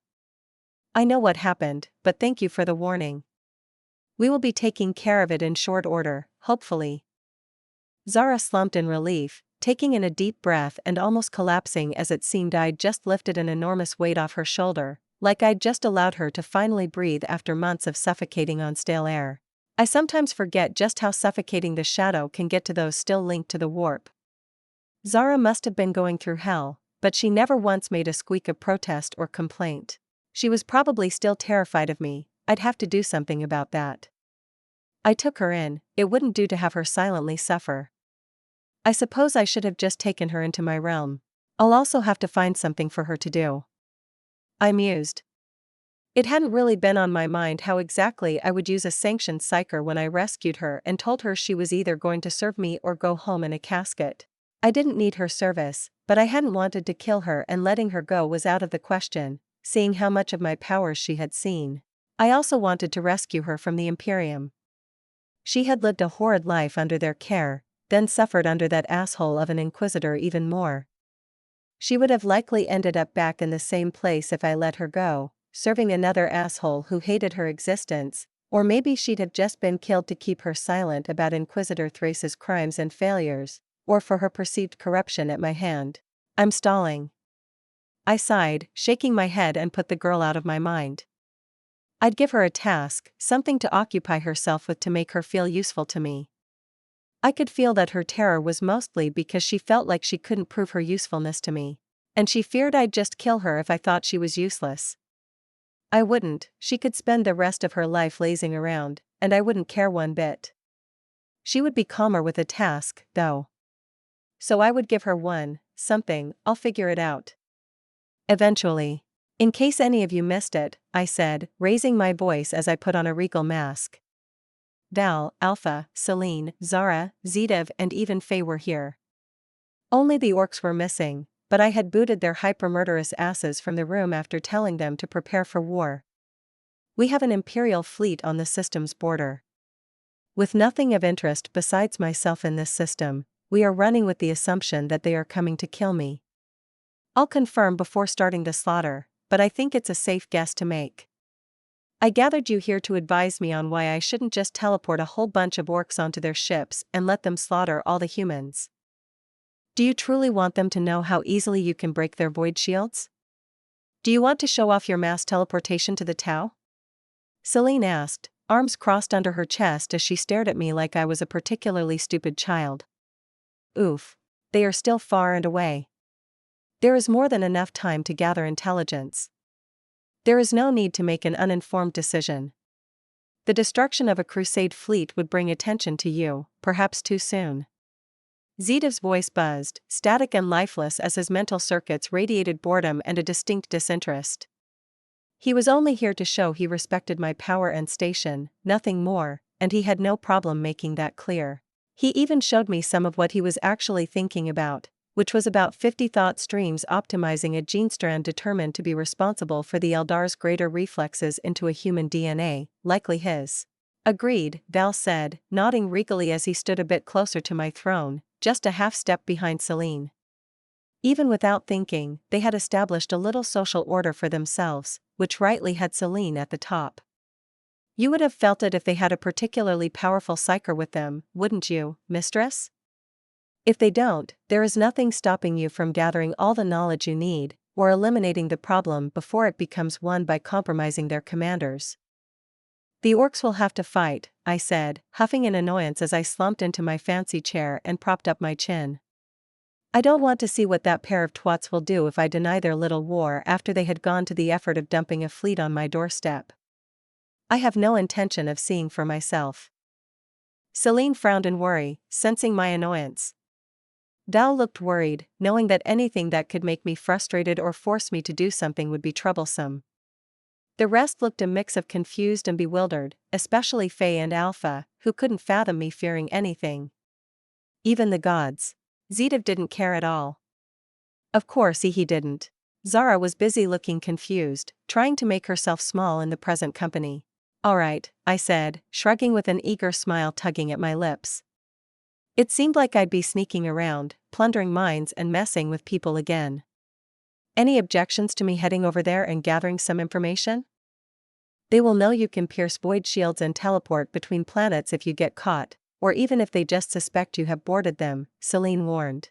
Then I'll just have to make sure they won't notice my intrusion, I said, and she nodded in satisfaction. We can make objections? Alpha murmured in confusion, probably not intending to be heard, but half of us had better hearing than cats, and the other half was cheating. Of course you can, I said, smiling at my daughter. And I'll listen to them, but that's it. I'll listen, and if it's convincing enough, I'll go along with it, and yes, you too Zara, you might not be part of my inner circle, but I'll consider your suggestions if you have any.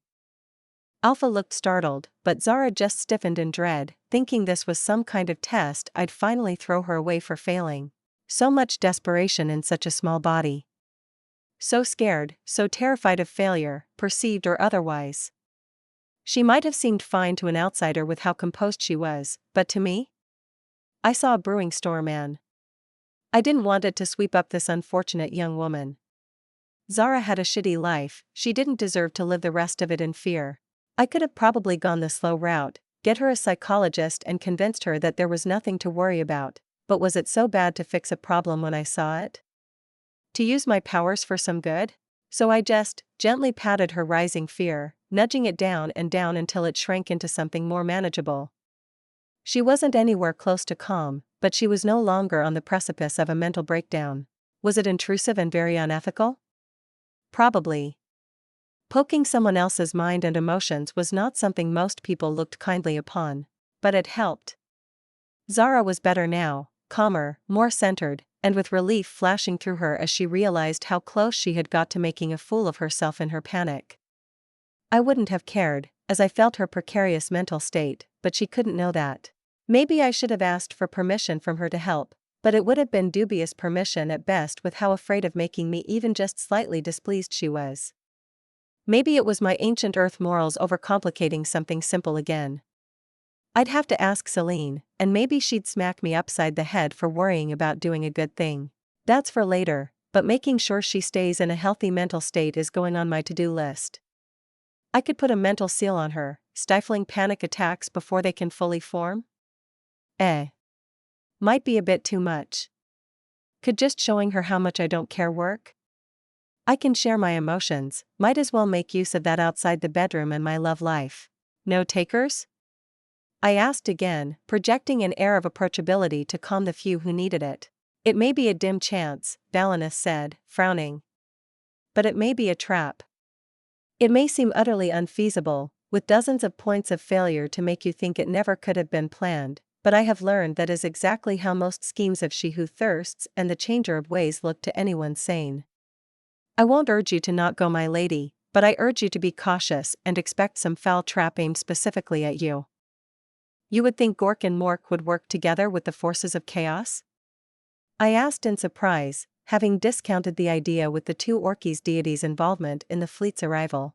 The fact that doing so would lower your guard might just be worth it to the ruinous powers, whatever it was that it took for them to earn the orc god's cooperation, Val said, but I was pretty sure he was just being paranoid. I imagined the two's meeting with any of the four like how the Tau's first diplomatic forays ended with the greenskins.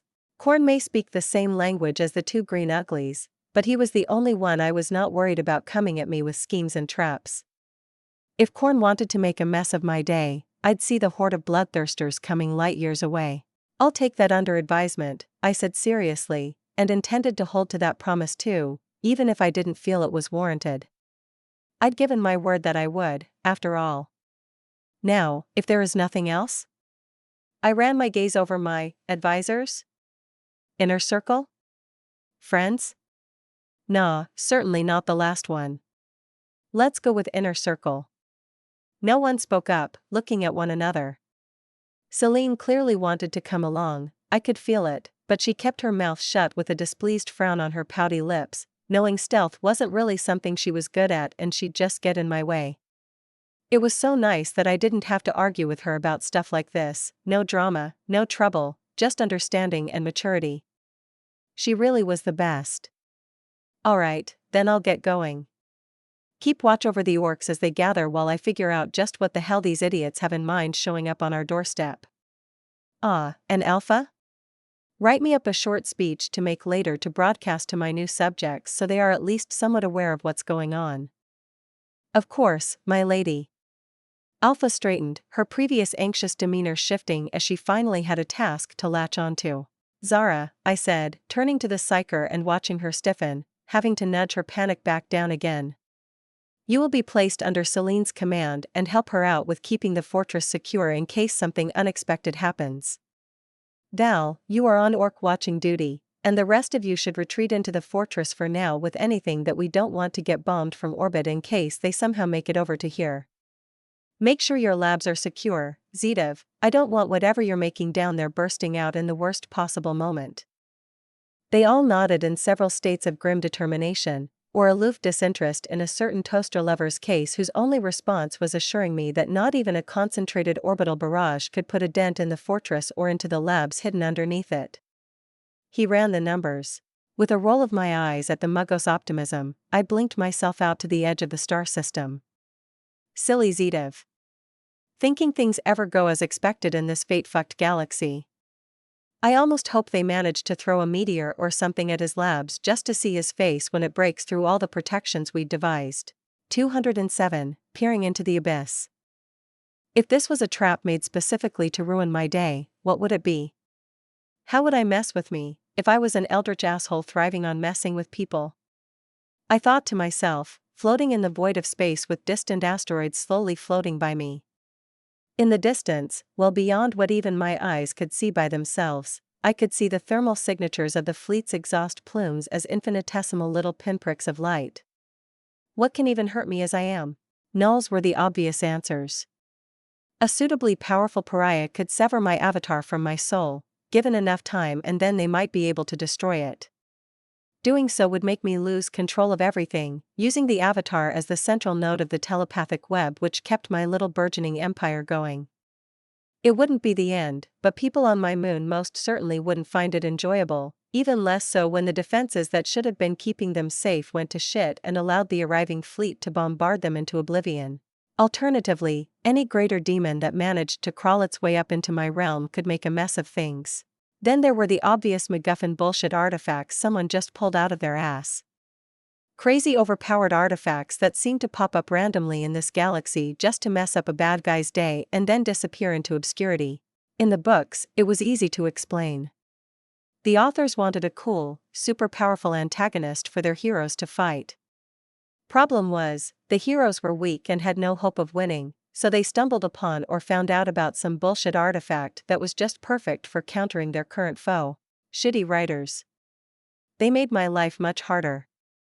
That shit-stained custodian already had that soul-rending spear thingy that nearly sundered my soul.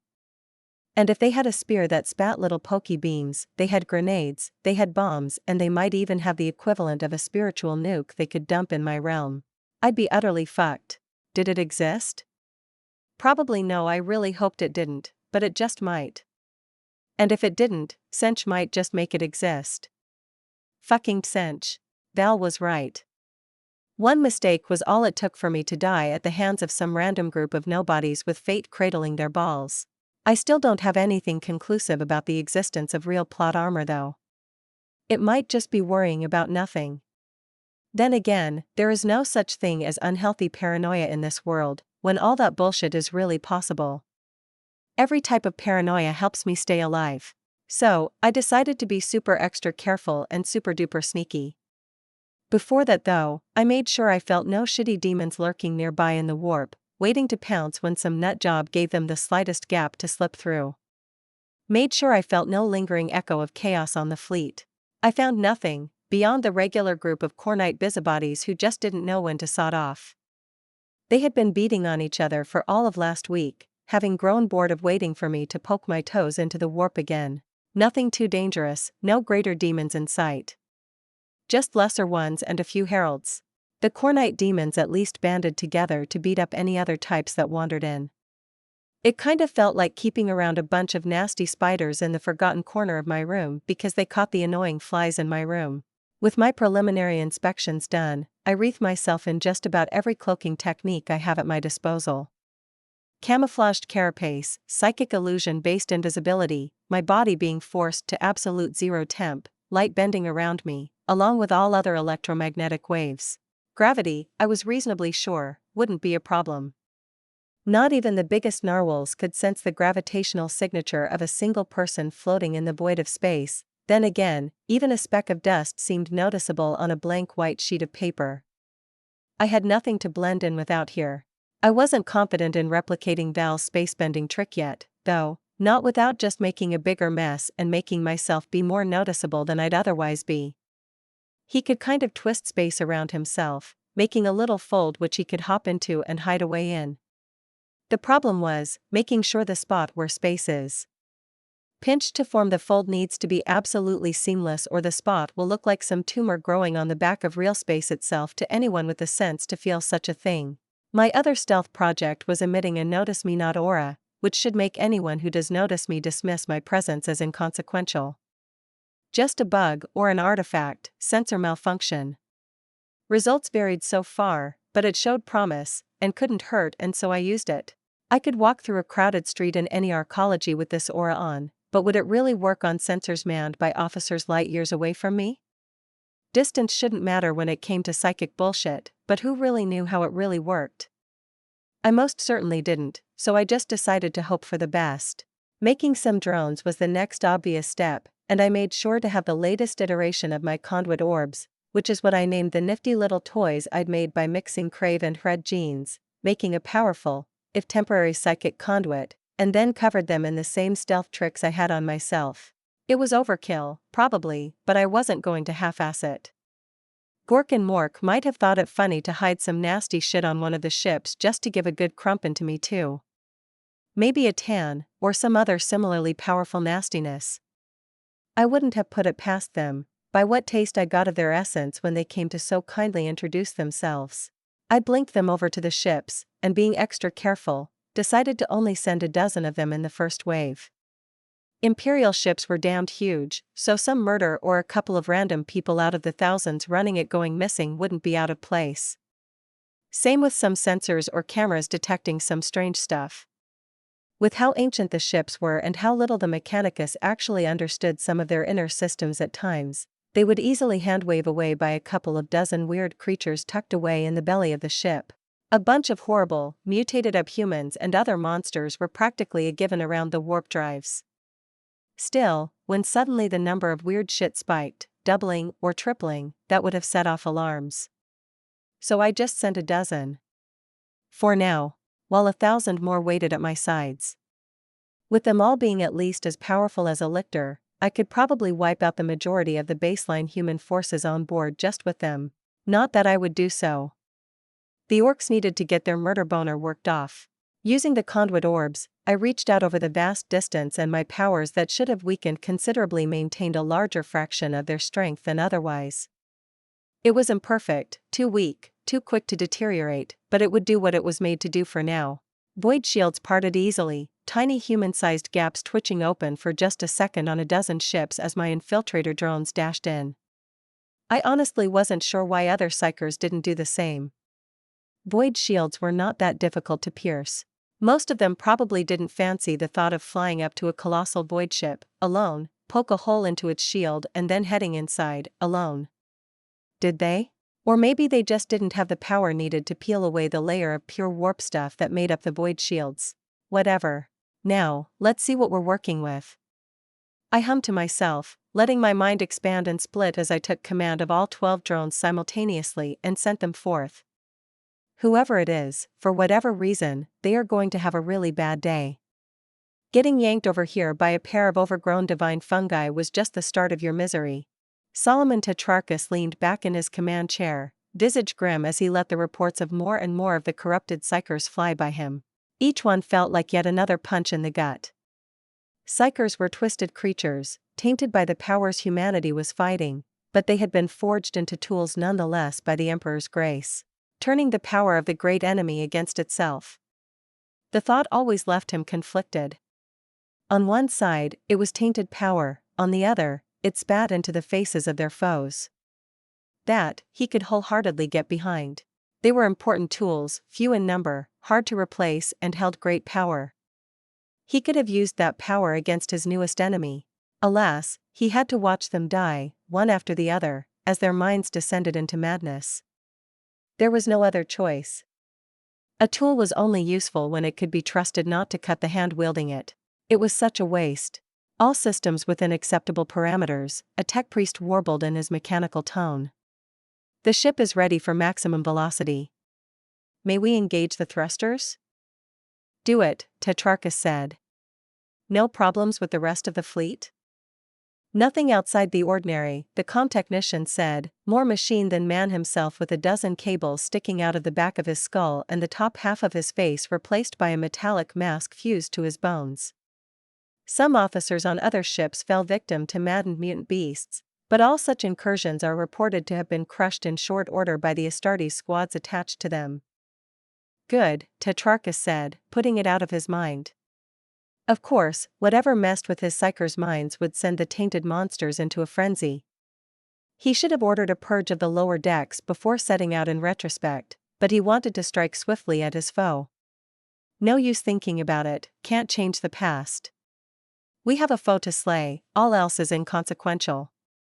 Engage the void shields on full power as we approach the system. Our foe is said to be capable of teleporting through them from thousands of miles away. I also want every sensor cranked up to the limit. If we detect any spatial anomalies, I want to know. I think it's a bit late for that. A feminine voice purred into his ears, thick with amusement. Solomon's eyes widened, his instincts screaming in alarm as his hands tightened into fists on his armrest. His mouth opened, an order to do something ready on his tongue. The psyker was in his head. Fuck. He needed to get one of those disgusting blanks here now. His mouth failed him, lips remaining sealed shut, but he wasn't to be deterred. He had to get a blank, or a telepath to shield him, or someone to shoot him in the head if all else failed. If he were compromised, the whole fleet may be devastated. He couldn't allow that. Never. His mission was paramount, it had to succeed. His mind was linked up to the ship's machine spirit. The machine spirit wailed into his ears as he thought to reach out to it, then fell deathly silent, its presence fading from his awareness like it was never even there. Pesky little insect. The voice said disdainfully, its amusement still present but tinged with a bit of malicious satisfaction. So quick to jump to extremes. I just wanted to have a little chat, oh great Lord Militant. Come, this is so impersonal. Tetrarchus only had a moment to feel confused, and more than a bit terrified, at the psyker's words before he was yanked away. He felt something snap, stretch as he was sent soaring through nothing less, and then he was there. More importantly, he could move again. Not even taking a moment to take in his surroundings, his fingers clasped around his plasma pistol, and he drew it in a swift, fluid motion. Faster than some troopers even, he aimed it at the unmistakable presence he could feel bearing down on him. Rude, the same voice said mildly, and Tetrarchus caught his first glimpse of the psyker. But I suppose it doesn't matter when you came all this way to kill me. What use is courtesy between mortal foes, The psyker was a woman, maybe early 20s if he had to guess, with flowing white hair and a pair of intense emerald green eyes that held power in them. She was beautiful, unnaturally so, reminding him just the slightest bit of some of the vainest noble ladies who had extensive cosmetic remodeling done on their bodies. Very high quality one too, as the cheaper ones tended to look like a patchwork mix of body parts, like someone took the legs off one person, the breasts off another and the torso off a third and mashed it all together. The psyker didn't have that eerie, fake look to her. She looked more like a doll, or a statue carved to perfection by a master artisan. What threw him off a bit was all the rest. Those nobles always wore the fanciest clothes, wore jewels worth more money than some void ships, and had extensive makeup to accentuate their unnatural beauty. The psyker had neither, opting for a simply silky set of pants and robe that hugged her slender form. Tetrarchus could appreciate the feminine form. He was very much a man after all, even though he knew the psyker was probably the greatest enemy he'd ever faced. It didn't make him hesitate in trying to put a bolt of plasma through her sickeningly beautiful face, though. Try being the operative word there. His fingers moved, he pulled the trigger, heard the hiss of his pistol as it made the bolt, then watched it blast forth, leaving a scent of ozone in its wake. Then he watched it bounce off her face, leaving it entirely unharmed. All it did was make the smug smirk on her lips stretch as he felt his dread returning with a vengeance. Nice toy, she offered, uncaring of the next 4 shots bouncing off her body harmlessly. Did you take a look at where we are, though, Lord Militant? Isn't taking stock of the situation the first thing any trooper should do when finding themselves in an unfamiliar environment? Perhaps years as the biggest man in charge made you rusty. Solomon glowered at her, but while he detested agreeing, he couldn't not take stock of his situation. His pistol wasn't working. There had to be another way. He had to figure out what the hell was going on. He froze as he finally took a glance at his surroundings. An expanse of pure alabaster whiteness as far as the eye could see, an endless field of marble under his feet, white sky up above and a white light that seemed to come from everywhere and nowhere at once. The only 2 outliers in this vast emptiness were him and the psyker, standing a mere 20 meters apart. "Where have you taken me?" he asked, his mind running through his options. He kept her in his sight, but sent a considering glance down at his pistol. If all else failed, death was preferable to being made a puppet by a telepath. An interesting question, with an even more interesting answer, she said, an aggravating smirk still on her lips as she tapped her chin, putting on a show of thinking deeply. Your body is sitting calmly in your command chair, staring blankly at the vastness of space and the bustling command deck before it. But your mind? That I took the liberty of inviting you into this little world of mine. It's a bit sparse, but I only spent a nanosecond constructing this mindscape. Not my finest work. Mindscape? He was in his mind? No, in a fake world she'd imprisoned his mind in. He was locked in a battle of minds with what was likely the strongest mortal telepath in the galaxy. Without hesitation, he raised his pistol to his temple and pulled the trigger. His mind was here, she wanted the information hidden in it, so the only option was destroying it. It wasn't merely spite that drove his decision, but the knowledge that if he died, his men would at least know something was really fucking wrong. But it was mostly still spite, to wipe that smug smirk off her face. How dare some rogue witch whore who spat upon the Emperor's grace, who forsook his helping hand when had given her a chance to serve mankind despite her tainted nature, smirk at him? He sneered at her as he squeezed the trigger, heard the familiar click and prepared himself to meet the Emperor. His sneer fell away as the click of the trigger failed to be followed by the hiss of plasma searing through his flesh and skull. He was still alive. He was not dead. Wadash, he started, pulling the trigger again with rising dread and increasing desperation. Worthless piece of junk. It's just a mental construct, the psyker offered helpfully, her tone far too casual for the situation. A figment of your imagination. Too bad you lack the will and imagination to make it do anything in a mindscape of my making. I made this world, in here, I am a god. Solomon barely had a moment to feel his terror spike to unseen heights as the dreadful world resounded in his mind, echoing in his very soul. He shivered, his entire being shivering, thoughts fraying, spirit quivering, and soul trembling. The world fell away around him, and the facade went with it. The mask of a beautiful human woman peeled away, shattering like a pane of glass as the thing underneath stared down at him. He saw floating pyramids, thousands circling, revolving around a central monument. Tendrils, small and large, all alabaster white, curling around the dark constructs. Power followed in the cracks, so much power it hurt to look at, hurt to even think about. All a representation of the unfathomable being before him, his weak human mind trying to make sense of something he couldn't possibly understand. A million eyes peered down at him, judging, measuring. A presence settled around him, making him feel like he had a mountain sitting on his shoulders. The eyes squinted. They found him wanting. He screamed. His mind broke. Alien tendrils pilfered its fragments, looking through the shards carelessly, throwing away what they didn't need like the broken things they were. Then there was nothing. Oblivion. 208, Eldritch Schem Planning. What a disgusting, paranoid little man, I murmured to myself, holding the whimpering mind of Solomon Tetrarchus in my hand. Well, I still have some use for you yet. I might have broken his mind just a tiny bit, but I made sure to make a snapshot of it beforehand. I'd used the time we spent chatting, he spent it trying to shoot me and then himself while I was the one making small talk, but it still counted as chatting in my books, to map his mind, and to record it in detail. I made an artificial replica of it too, back in my realm where my soul had much greater control over the psychic energy it wielded. Every day that went by, my avatar seemed more and more limited. Or maybe my soul was just growing stronger at an increasing pace, both in power and control. Not that it mattered all that much. My avatar was the conduit, and it limited my power in real space more than my soul ever would. It would stay that way too. Real space rejected beings of the immaterium. There was a reason no chaos god or any creature of the warp greater than a greater demon ever manifested. So I rebuilt his mangled, broken mind. I plucked bits from the artificial mind I'd made to fix spots I couldn't mend, or couldn't rebuild with my avatar's lesser control.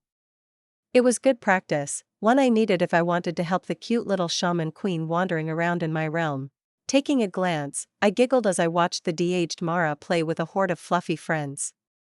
A manifestation of myself watched over her, currently in the form of a large white Maine Coon with green eyes. I talked with her through it, making sure she had someone to speak with and making her stuff so she wouldn't get bored. She was very simple for now, delighted to just be cuddling her fluffy friends all day long.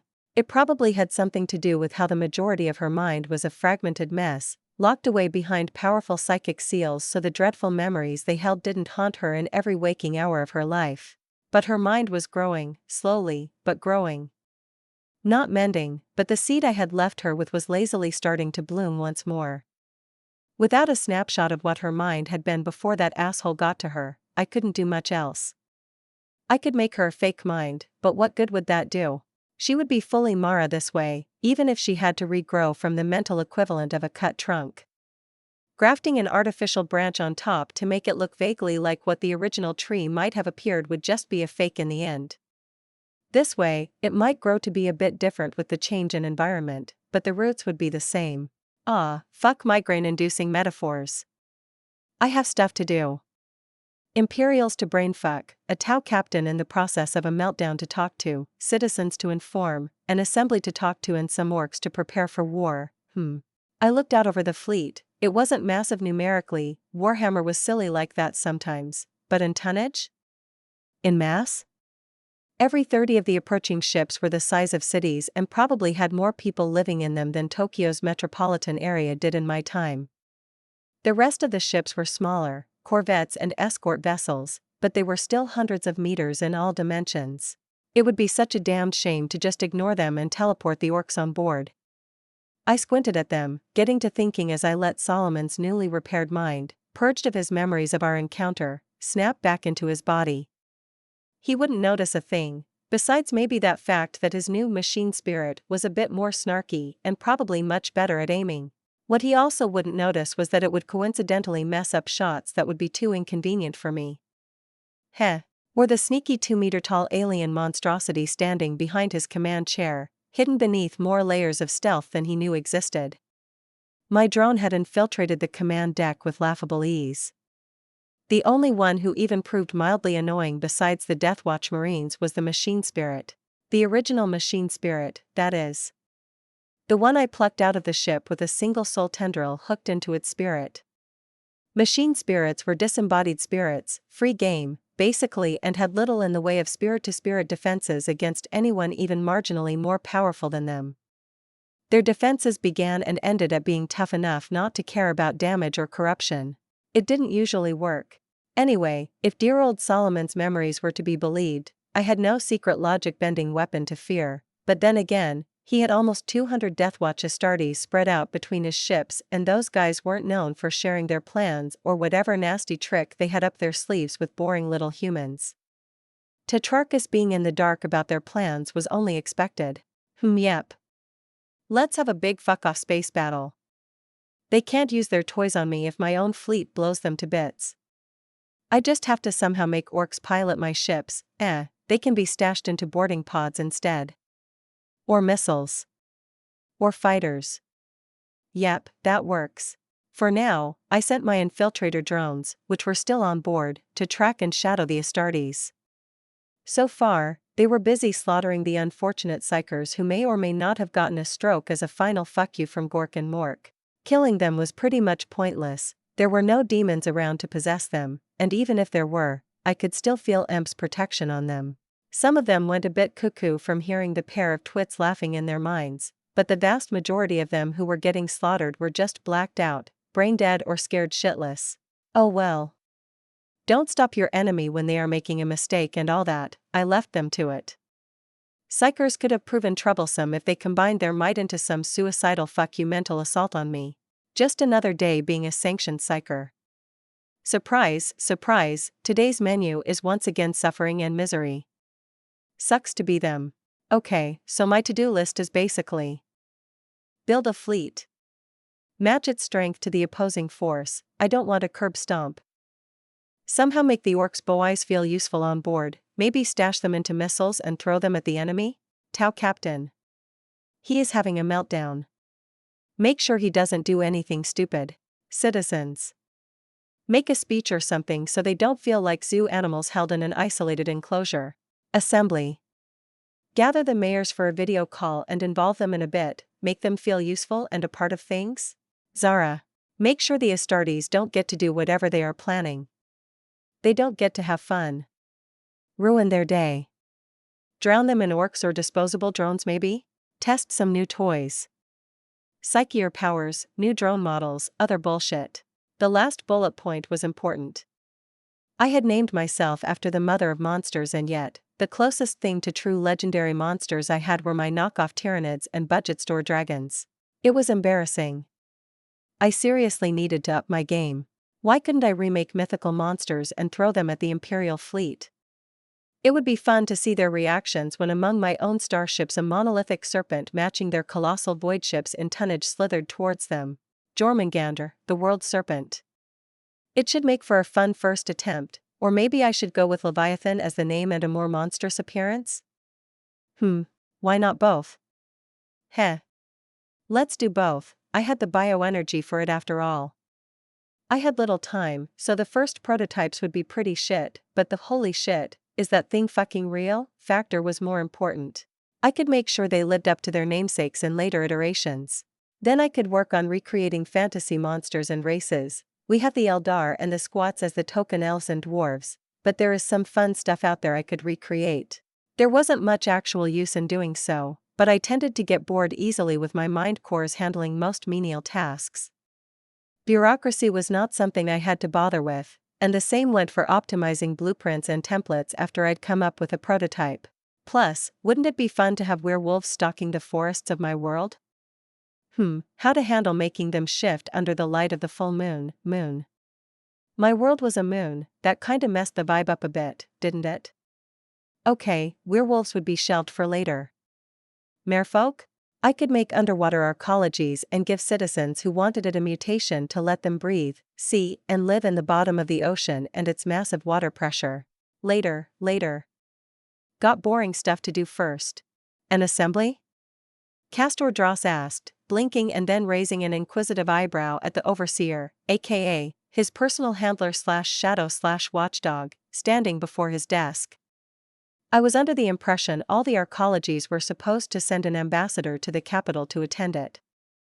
Indeed. Overseer Talia, a dutiful young woman barely out of her teenage years by her looks, nodded primly. There has been a situation. The lady decided that going with the original plan would take up too much time when we have so little of it. Arrangements have been made so you can attend a holo-projected conference yourself without having to leave the archology. The new conference room is already done and primed for use. It's a 5-minute ride away with the tube. The tube, as they called it, was the bastard child of a roller coaster and an elevator, working on some anti-gravity tech stuff to move faster than anything made for transporting squishy humans ever should. Castor barely managed to convince the contents of his stomach to remain in place the first time he made use of the devilish contraption. Still, it was fast and undeniably useful.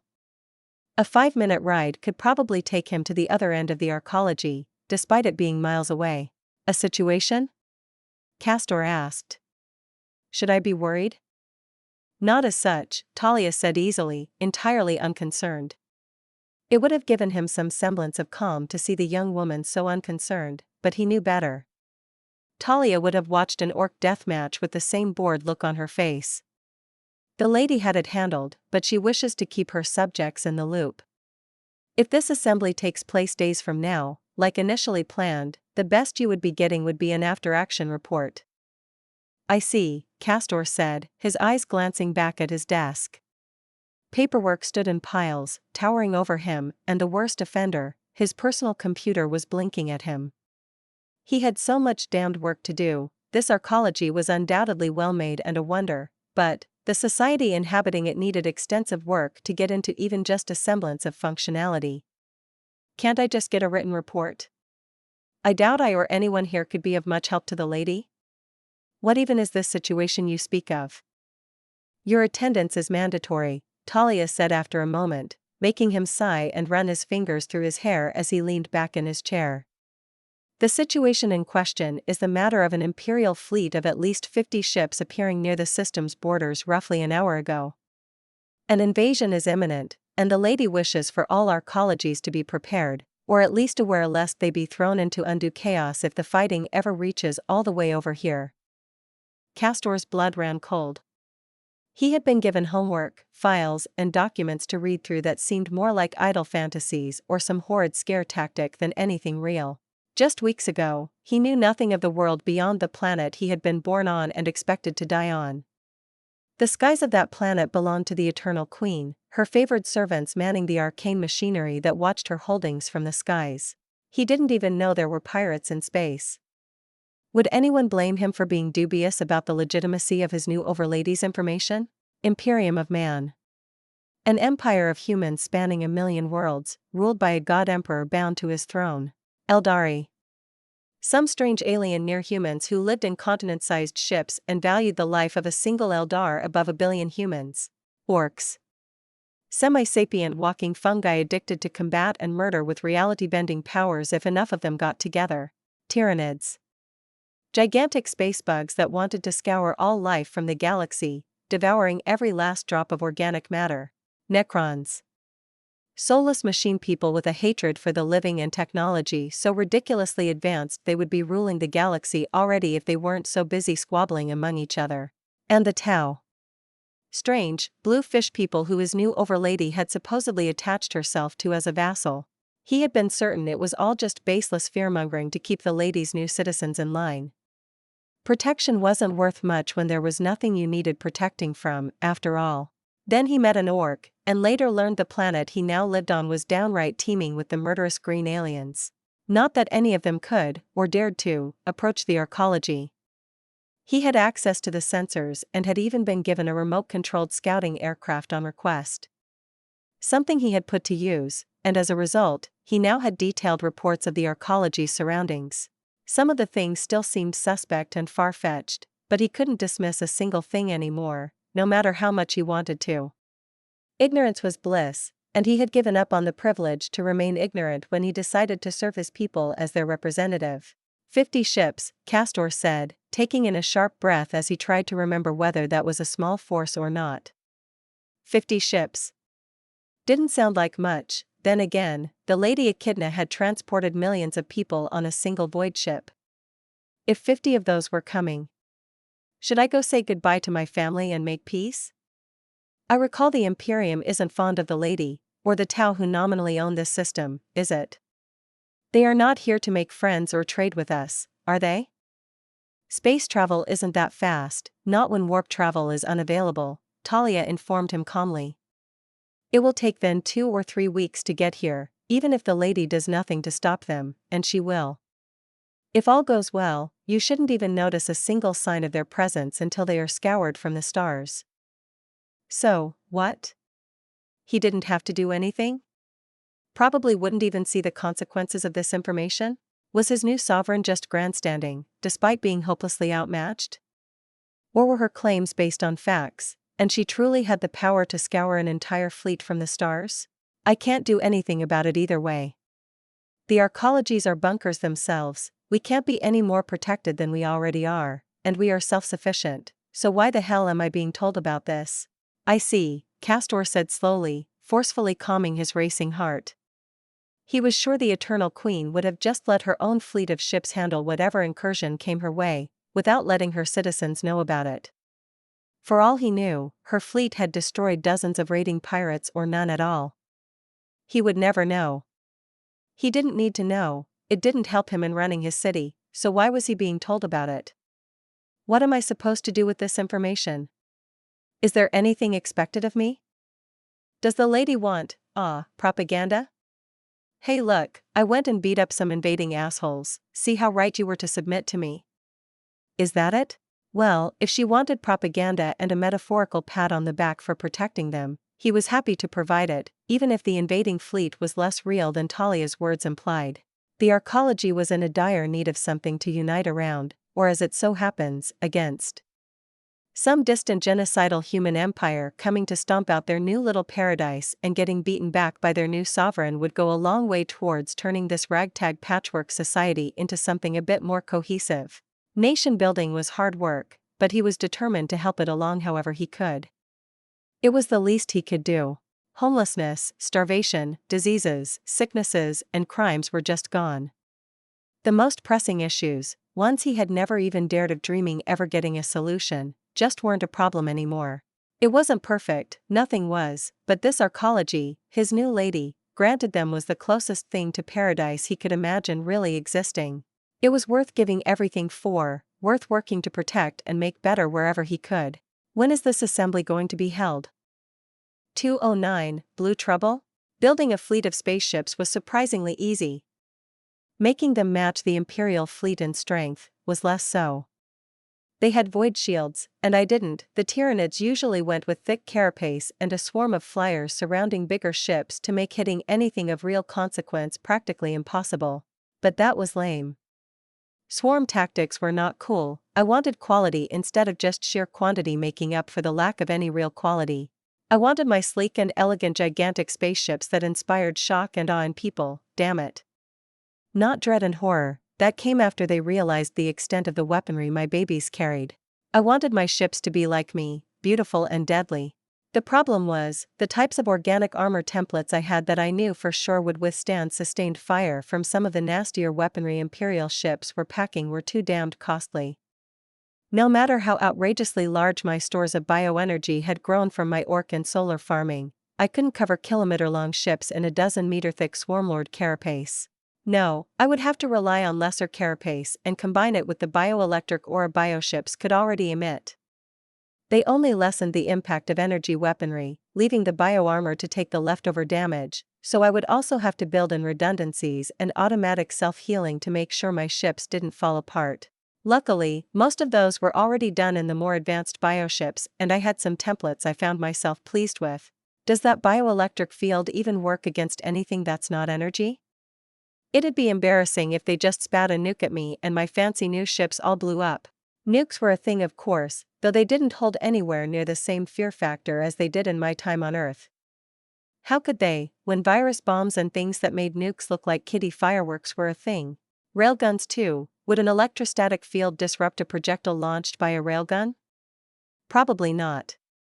Yeah, those bioelectric organs were a half measure, and I wasn't satisfied with them.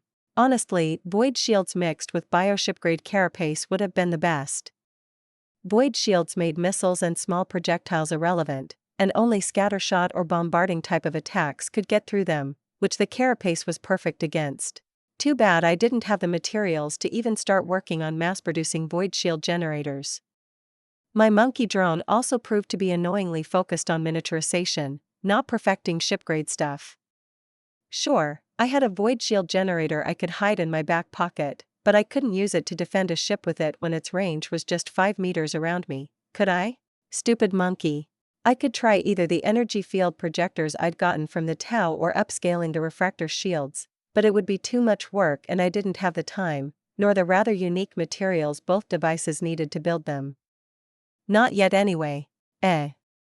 Missiles should be my primary worry, as the Imperium doesn't use railguns. Now if I don't want to use swarming flyers to deal with missiles, I'll need point defense turrets.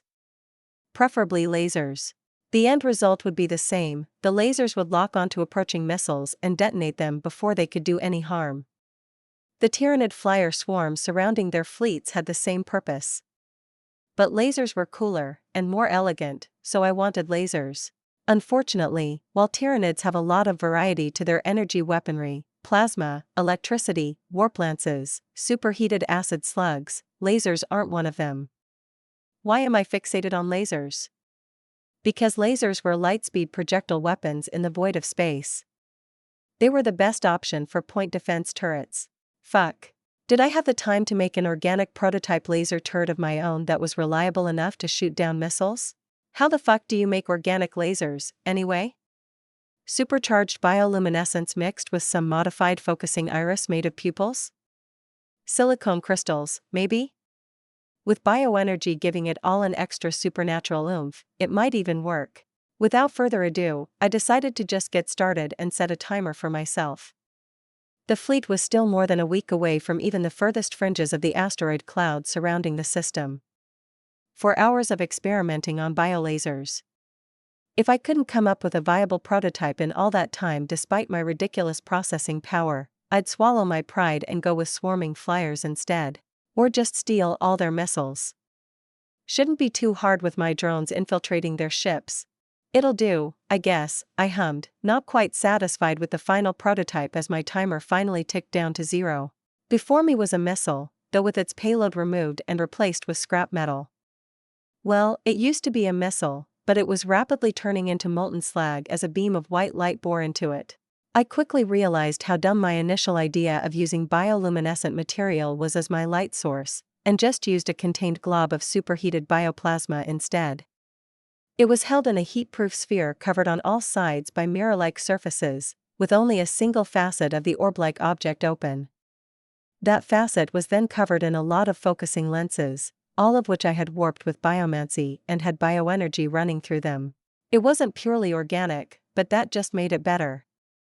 The psyker bullshit that was biomancy allowed me to make all light going through the focusing irises burn, and all without losing the light speed velocity of lasers. I really was starting to get a handle on this psyker stuff. Warping space and bending the laws of physics over my knee like a bitch. It was fun. If I could miniaturize this, could I stick these balls into someone's eye socket? Laser eyes. I want a pet Kryptonian. Okay, pet Kryptonian is going on to my Mother of Monsters project list. Okay, live test and then I gotta go, I said, clicking my tongue in annoyance as I sent a wishful glance towards the ever-distant but approaching fleet. With a thought, I grabbed another borrowed missile. Some poor tech adept was probably having a really bad day for misplacing a dozen missiles, and blinked it a few hundred kilometers away, then armed it and aimed it at myself before letting it loose. The point defense turret, or PDT for short, whirled to life as power surged into its focusing matrix. The glob of plasma glowed brighter and brighter, the turret ever so minutely adjusting its aim as the missile flew at us, and then it spat out a beam of intense white light. There was no sound in the void of space, my voice only worked because I could physics to get bent with a bit of soul energy, so the laser was silent but I could feel the thrum of power from it.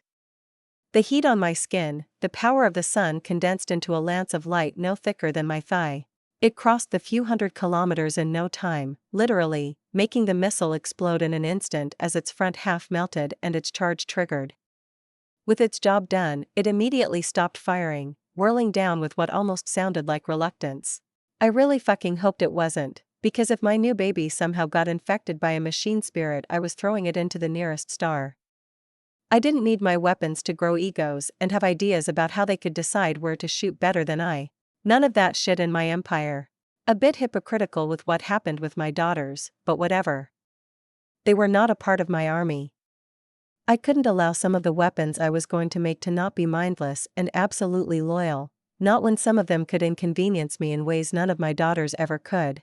There was a very large difference between a cute girl with very venomous nails throwing a tantrum and a Death Star equivalent throwing a hissy fit. One was cute, the other left me with a dead planet. Very not cute. Some would say that maybe you shouldn't make a Death Star then?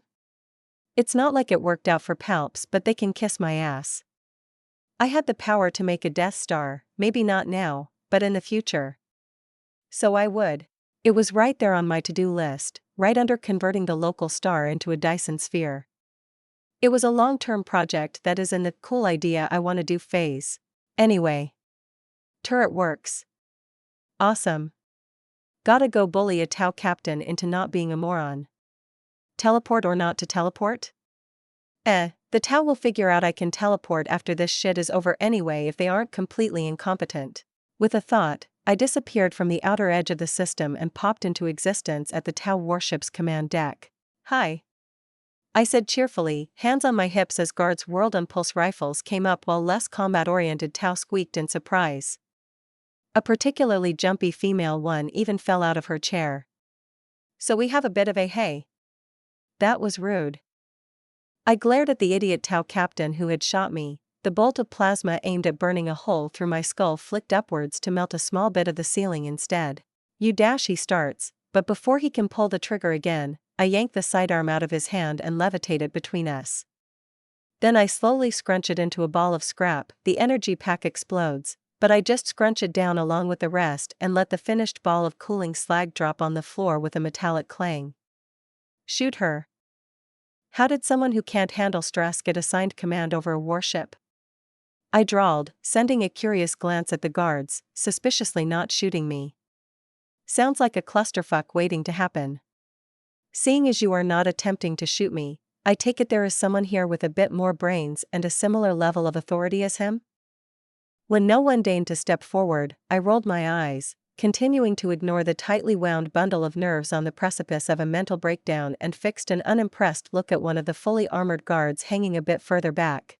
The woman, an old fire caste warrior assigned to watch over this Nepo baby of a captain by the brief glimpse I took into her mind, held my gaze through her visor for a moment before she seemed to sigh.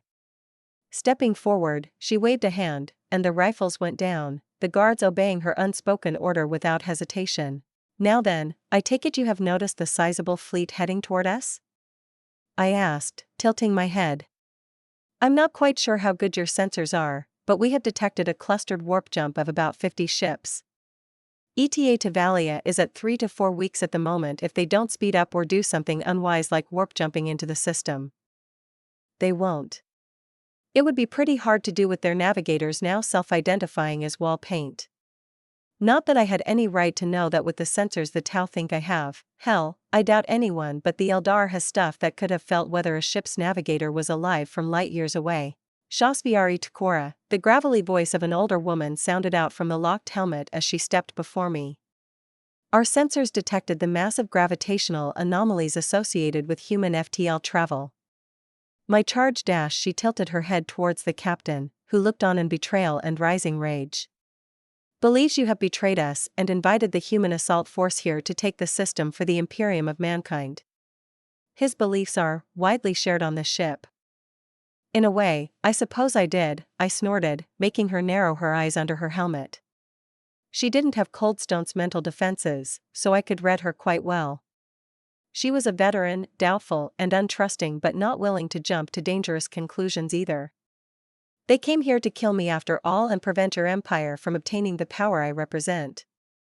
Or so Little Soul believed. I think the Death Watch are just sore fucking losers and couldn't handle me killing the nasty Inquisitor they were charged with protecting.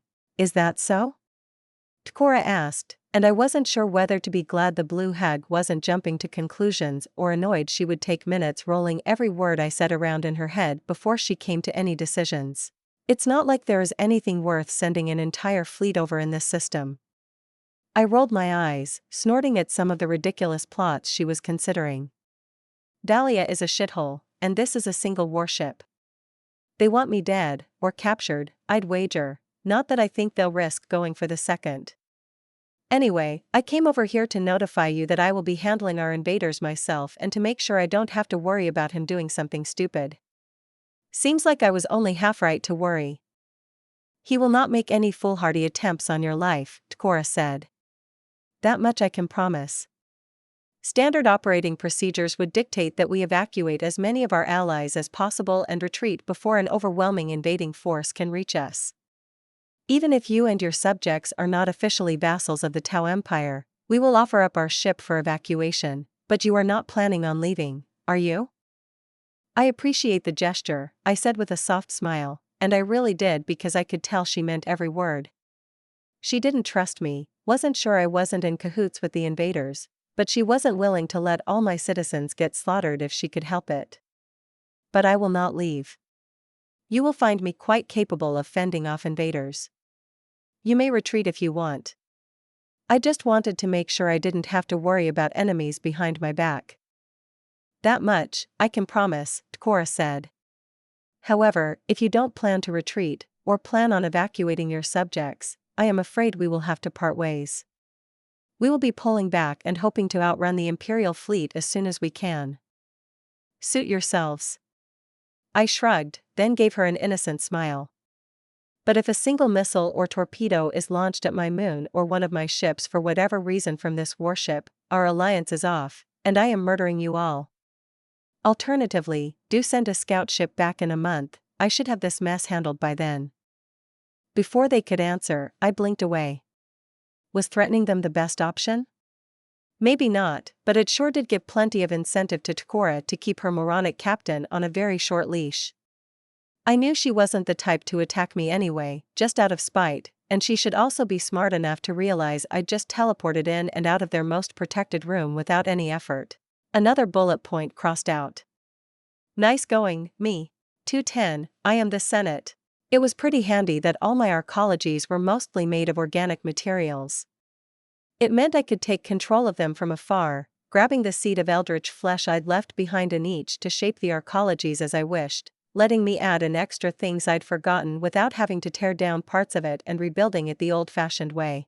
Some of the mayors or their general staff who'd gone through the blueprints I'd provided were probably scratching their heads, or suspicious, at a brand new room that seemingly didn't exist a day before just popping into existence. They'll get over it. Now every archology had a hollow conference room which was outfitted with hard light projectors and my best communication array to make sure there was no transmit lag. All 51 rooms were identical, with the final one being located in my capital, in my fortress. Standing on a raised podium, I watched as holographic forms flickered to life one after the other in the room before me. 50 desks, all with 4 chairs behind them. One for the overseer, one for the mayor, one for the ambassador and one for a free choice I'd left up to the mayors. In the future, the ambassadors would be here in person, but for now they were just projections too. I stood before them, showing off a little as I hovered a bit off the ground with my bare feet just barely not touching the floor. I wore my regular garb of flowy white pants and a silky shirt, making it look like I was wearing a Roman toga at a glance at how its folds rested on my body. I had Celine and Alpha to my sides, with the rest of what I was going to call my council, Val, Zedev, Celine, Alpha and maybe Faye, Bob and Zara too if I felt like it, missing for now. They all had jobs to do, or would have a mental breakdown in Zara's case. Celine's job was standing next to me and being my emotional support human, though her humanness was starting to grow questionable with the recent enhancements I had given her, unquestionably the most crucial job of them all. To a lesser extent, she also helped me look all regal and authoritative, giving me little suggestions through our bond whenever I did something undignified in her opinion. "Welcome," I said, the chattering fading instantly as my voice resounded in the room. I gave them a smile. To the first of hopefully many of our still-forming nation's grand assemblies. I am Echidna, as I'm sure most of you've learned by now, and I rule this world. There were some murmurings at that, some dissatisfied looks, some obvious scheming, but most of them just looked intrigued or eager.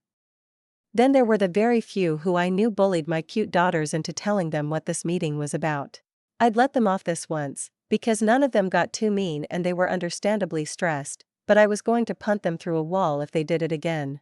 It wouldn't do for them to disrespect my daughters, and while I wouldn't kill a sitting mayor, that was a slippery slope I knew I would slide right down into the abyss if I took a single step onto. I was going to curse the shit out of them. Literally, since making a laxative biomancy curse was child's play. I'd also notify Alpha about who'd need help to rein in their assigned mayors. I was sure they could handle them if they all worked together. I'd keep an eye out, though. If any of them got the guts to actually get violent or try to threaten my daughters, the gloves would come off and their asses would be punted into the nearest star. Fuck consequences. Actually, those would be the consequences, and they had better remember them. Like always, let me set some ground rules for this assembly, I said. You may ask any question you may like. I'll try not to take offense even if it's impolite, but I promise even the most outrageous question won't have any consequences. I may pass on answering, but that's just how it is. Do try to be polite, though. I may levy the consequences for being rude today, but I have a perfect memory and I will remember it for centuries to come. You do not want the first impression I have of your entire bloodline to be a poor one, or it will haunt your descendants for generations to come. As for the topic of today's rather rushed meeting, we have a bit of a situation on our hands. I snapped my fingers, and behind me the holographic replica of our star system sprang to life. Helpful little titles floated above the sphere representing Valia itself, and the moon we stood on. With a wave of my hands, the hologram zoomed out, and a group of blinking crimson dots appeared further out into the void. The title above them simply read, Invading Imperial Fleet. We have something good, something nice in the work here, I said. Which, of course, means the Imperium of mankind couldn't keep itself from wanting to ruin it. We have a fleet incoming with around 50 warships and plenty more smaller escort ships under the command of Lord Militant Solomon Tetrarchus. Before asking any questions, read the informative document I'd sent over. I am the head of your government, not an encyclopedia. Try to look for answers yourself before bothering me with questions. I didn't want to spend the next 2 hours parroting voidship specifications or general knowledge about Imperial battle doctrine. I nabbed some documents detailing those from the Machine Spirits database instead. They could nose through the 9,000-page-long lexicon if they wanted to find out what type of screws were used in what type of transport shuttle or whatever. Everyone who was in attendance had the highest level of clearance available to anyone outside of my council, so it was fine. They could nibble on these crumbs of knowledge and feel important. May I ask a question then? One of the mayors asked, raising a hand with a neutral look on his face. I gave him a nod, and he continued. The documents describe what this Imperium is, how it works, its reach and power, but it doesn't say why they would want us dead. Is it just the fact that we are supposedly the vassals of these Tau? No, I said. That's a part of it. They loathe all aliens with a burning passion, almost as much as they hate demons and cultists, but I suspect the primary reason for their invasion is to kill me or enslave me. Can we negotiate with them? Surrender? Would they spare us if we disavow you? The same man asked me with a carefully crafted facade of neutrality. He may have suspected I was a telepath from some of the information in the documents. I had made sure there was some information about psychers in them after all, but he probably still felt safe enough sitting halfway across the world from me. Not that I needed telepathy to read his nervousness, the micro-expressions, and the stiffness of his fingers all too clear to my eyes even through his holographic projection. You probably won't believe me when I say this, but no, I said with a wry smirk. You have grown up under the rule of a demon prince, then willingly submitted to me, a very dangerous psyker in their minds, while also indirectly coming under Tau control. You might have had a chance in any other sector, but the Imperial commanders of the Jericho Reach, the section of space we are in, are extremely paranoid and loathe everything even mildly stinking of Xeno or Chaos influence. You can very much expect them to go with the shoot first, ask questions, never approach. The man sat back, giving me a polite nod and had a thoughtful look on his face. He really did try to act like a professional politician, but I felt his heart trying to jump out of his chest. He had more questions, but feared angering me or annoying his peers by hogging my attention too much to ask them. How prepared are we to fight off 50 warships? Can your power really match theirs? The next mayor I pointed at asked, looking visibly nervous. He probably hadn't been a politician before coming to this world. I'm reasonably confident in our chances of victory, I stated calmly. What do you expect from us and our cities during this conflict? Another asked, and I smiled at the matronly woman. Nothing, I said. Unless something goes horribly wrong, like things tend to do in war, you should not even see any sign of combat from your archologies. Even if by some horrid twist of fate the enemy fleet arrives above the world and begins an orbital bombardment, the archologies should hold out unless they do something extreme. What happens if we lose? The next one asked, this one Rachel's mayor, looking visibly sick as he did. Alternatively, if we survive this, are we then at war with the galaxy? If they somehow manage to kill me, I said with a distasteful frown. The world will probably be given an exterminatus order, so utter obliteration of the surface world and the erasure of civilization. They really hate me and would not want a single echo of my taint to remain in the galaxy. That was true too. I understood how little Solomon's mind worked well enough to tell what he'd do if he found out about my millions of citizens. They would get bombed to shit, and when that didn't work, he'd order the planet's core to be cracked open like it was a coconut. And if we win? I continued, giving him a dark grin. We'd be at war with the Imperium of mankind, though nothing would come of it. Lord Militant Solomon Tetrarchus is the supreme commander of the Achilles Crusade and the highest-ranking officer of the Astra Militarum in the Jericho Reach. If he died here, the entire crusade would be reeling from the loss, doubly so if the first fleet under his command never returned. They would be left scrambling to defend themselves as their many enemies smelled blood in the water and pounced on them in their moment of weakness. The Imperium may just end up entirely pushed out of the Jericho Reach if they fail here, and we'd not have to worry about them for a long while if they do. They made for a tough crowd, looking dubious and doubtful, some allowing them to look hopeful while others clearly saw my words as grandstanding. Others looked for scheming, wondering whether I'd just made up the invading fleet to make them scared. I couldn't hope to beat an actual fleet by myself if it were real, after all. Right? So I had to be lying. No one was that powerful, that would be ludicrous. Heh. They'd see for themselves just how wrong they were, maybe not just yet, but in time. Talia's mayor had a very different look in his eyes, though. There was an intelligent mind behind them, already swirling with a dozen schemes, but what made him different from the rest was his goals. The others wanted to build their influence, to sink their roots into their archologies and make sure they could keep the power that fell into their laps. He, Castor Dross, wanted to help me. I peered into his mind and almost grinned. He was no fanatical believer, but he saw the good I did and wished to help me. He wanted to make sure my changes stuck, that the growing pains were minimized, and that society thrived. Nation building, eh? Can't say I put any thought into how to form a unified culture and society for my empire beyond making sure some of the worst chaos-adjacent tendencies were kept in check. I'll see how well he does in his own archology. I decided. If he does well, he might just earn himself a position in my council once his term is up. I need political advisors if I want this empire I'm building not to be a smoldering train wreck. I could feel that he appreciated me. He was smart enough to look at the benefits of my rule and do an objective pros and cons comparison. Unsurprisingly, there were a lot more pros to his people becoming my subjects than cons.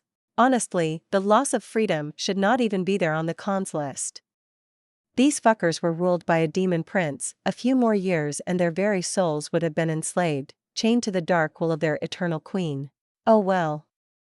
Better he saw some clear downsides instead of starting to think this is too good to be true. What's the catch? There would be no catch, but paranoid people saw schemes and shadows where there were none. I knew that from experience, though I also knew Tsench was a scheming bastard, so there were always schemes abound that I couldn't ever hope to see coming no matter how paranoid I was. What exactly gives you the confidence to say you can beat an entire fleet? One of the dubious mayors asked, getting a nasty look from my cute tomboy daughter sitting next to him. He jumped a little, returning her glare, and I can tell she'd just kicked him in the shin rather hard. Heh. What even are you? You are no regular human, or even just one of these psychers. A reasonable question, I said calmly, sending a brief note of amusement and soothing emotions towards Cassie, the tomboy daughter in question. For some reason, she picked Cassie Cage as her role model after nagging me about what my home was like and getting me to give her the majority of my memories from my pre-Warhammer life. Oh well, she was cute, so it was fine. I am quite possibly the most powerful mortal psyker alive, though I'm only top 5 if we count the Emperor of Mankind as alive, or if we include demons. I am a master of biomancy and flesh crafting. Every piece of organic matter is clay for me to mold. I am what the Tyranids wish they were, what the hive mind dreams of becoming. With enough biomass to work with, I can build anything, and it just so happens that I have more than enough on hand to build an entire fleet of my own bioships. In fact, they are being built as we speak and will be ready to engage the enemy in a few days. They will be manned by me, and the orcs under my command who will handle boarding the enemy ships and slaughtering the invaders. That was closer to the truth than the bullshit I'd fed to the Tau, but I'll convince Ansal that it's actually the opposite. It wouldn't do for my citizens to think they could overthrow me if they could somehow steal the mysterious artifact granting me my powers.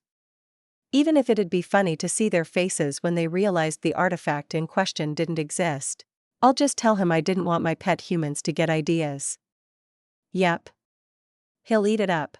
Plus, it'd do well for my subjects to know just how powerful I was. Fear and respect went hand in hand, and in this galaxy, having a powerful ruler who would ensure the protection of your way of life was extremely important. If I were strong, I could protect them. Sure, they would fear me as I proved the truthfulness of my words, but they would be glad, because my enemies would be their enemies. They would learn to love having me rule them. A magnanimous, super powerful, and a bit eccentric psyker queen. That's the image I wanted to project. They didn't believe me. Not yet. But they would learn in time.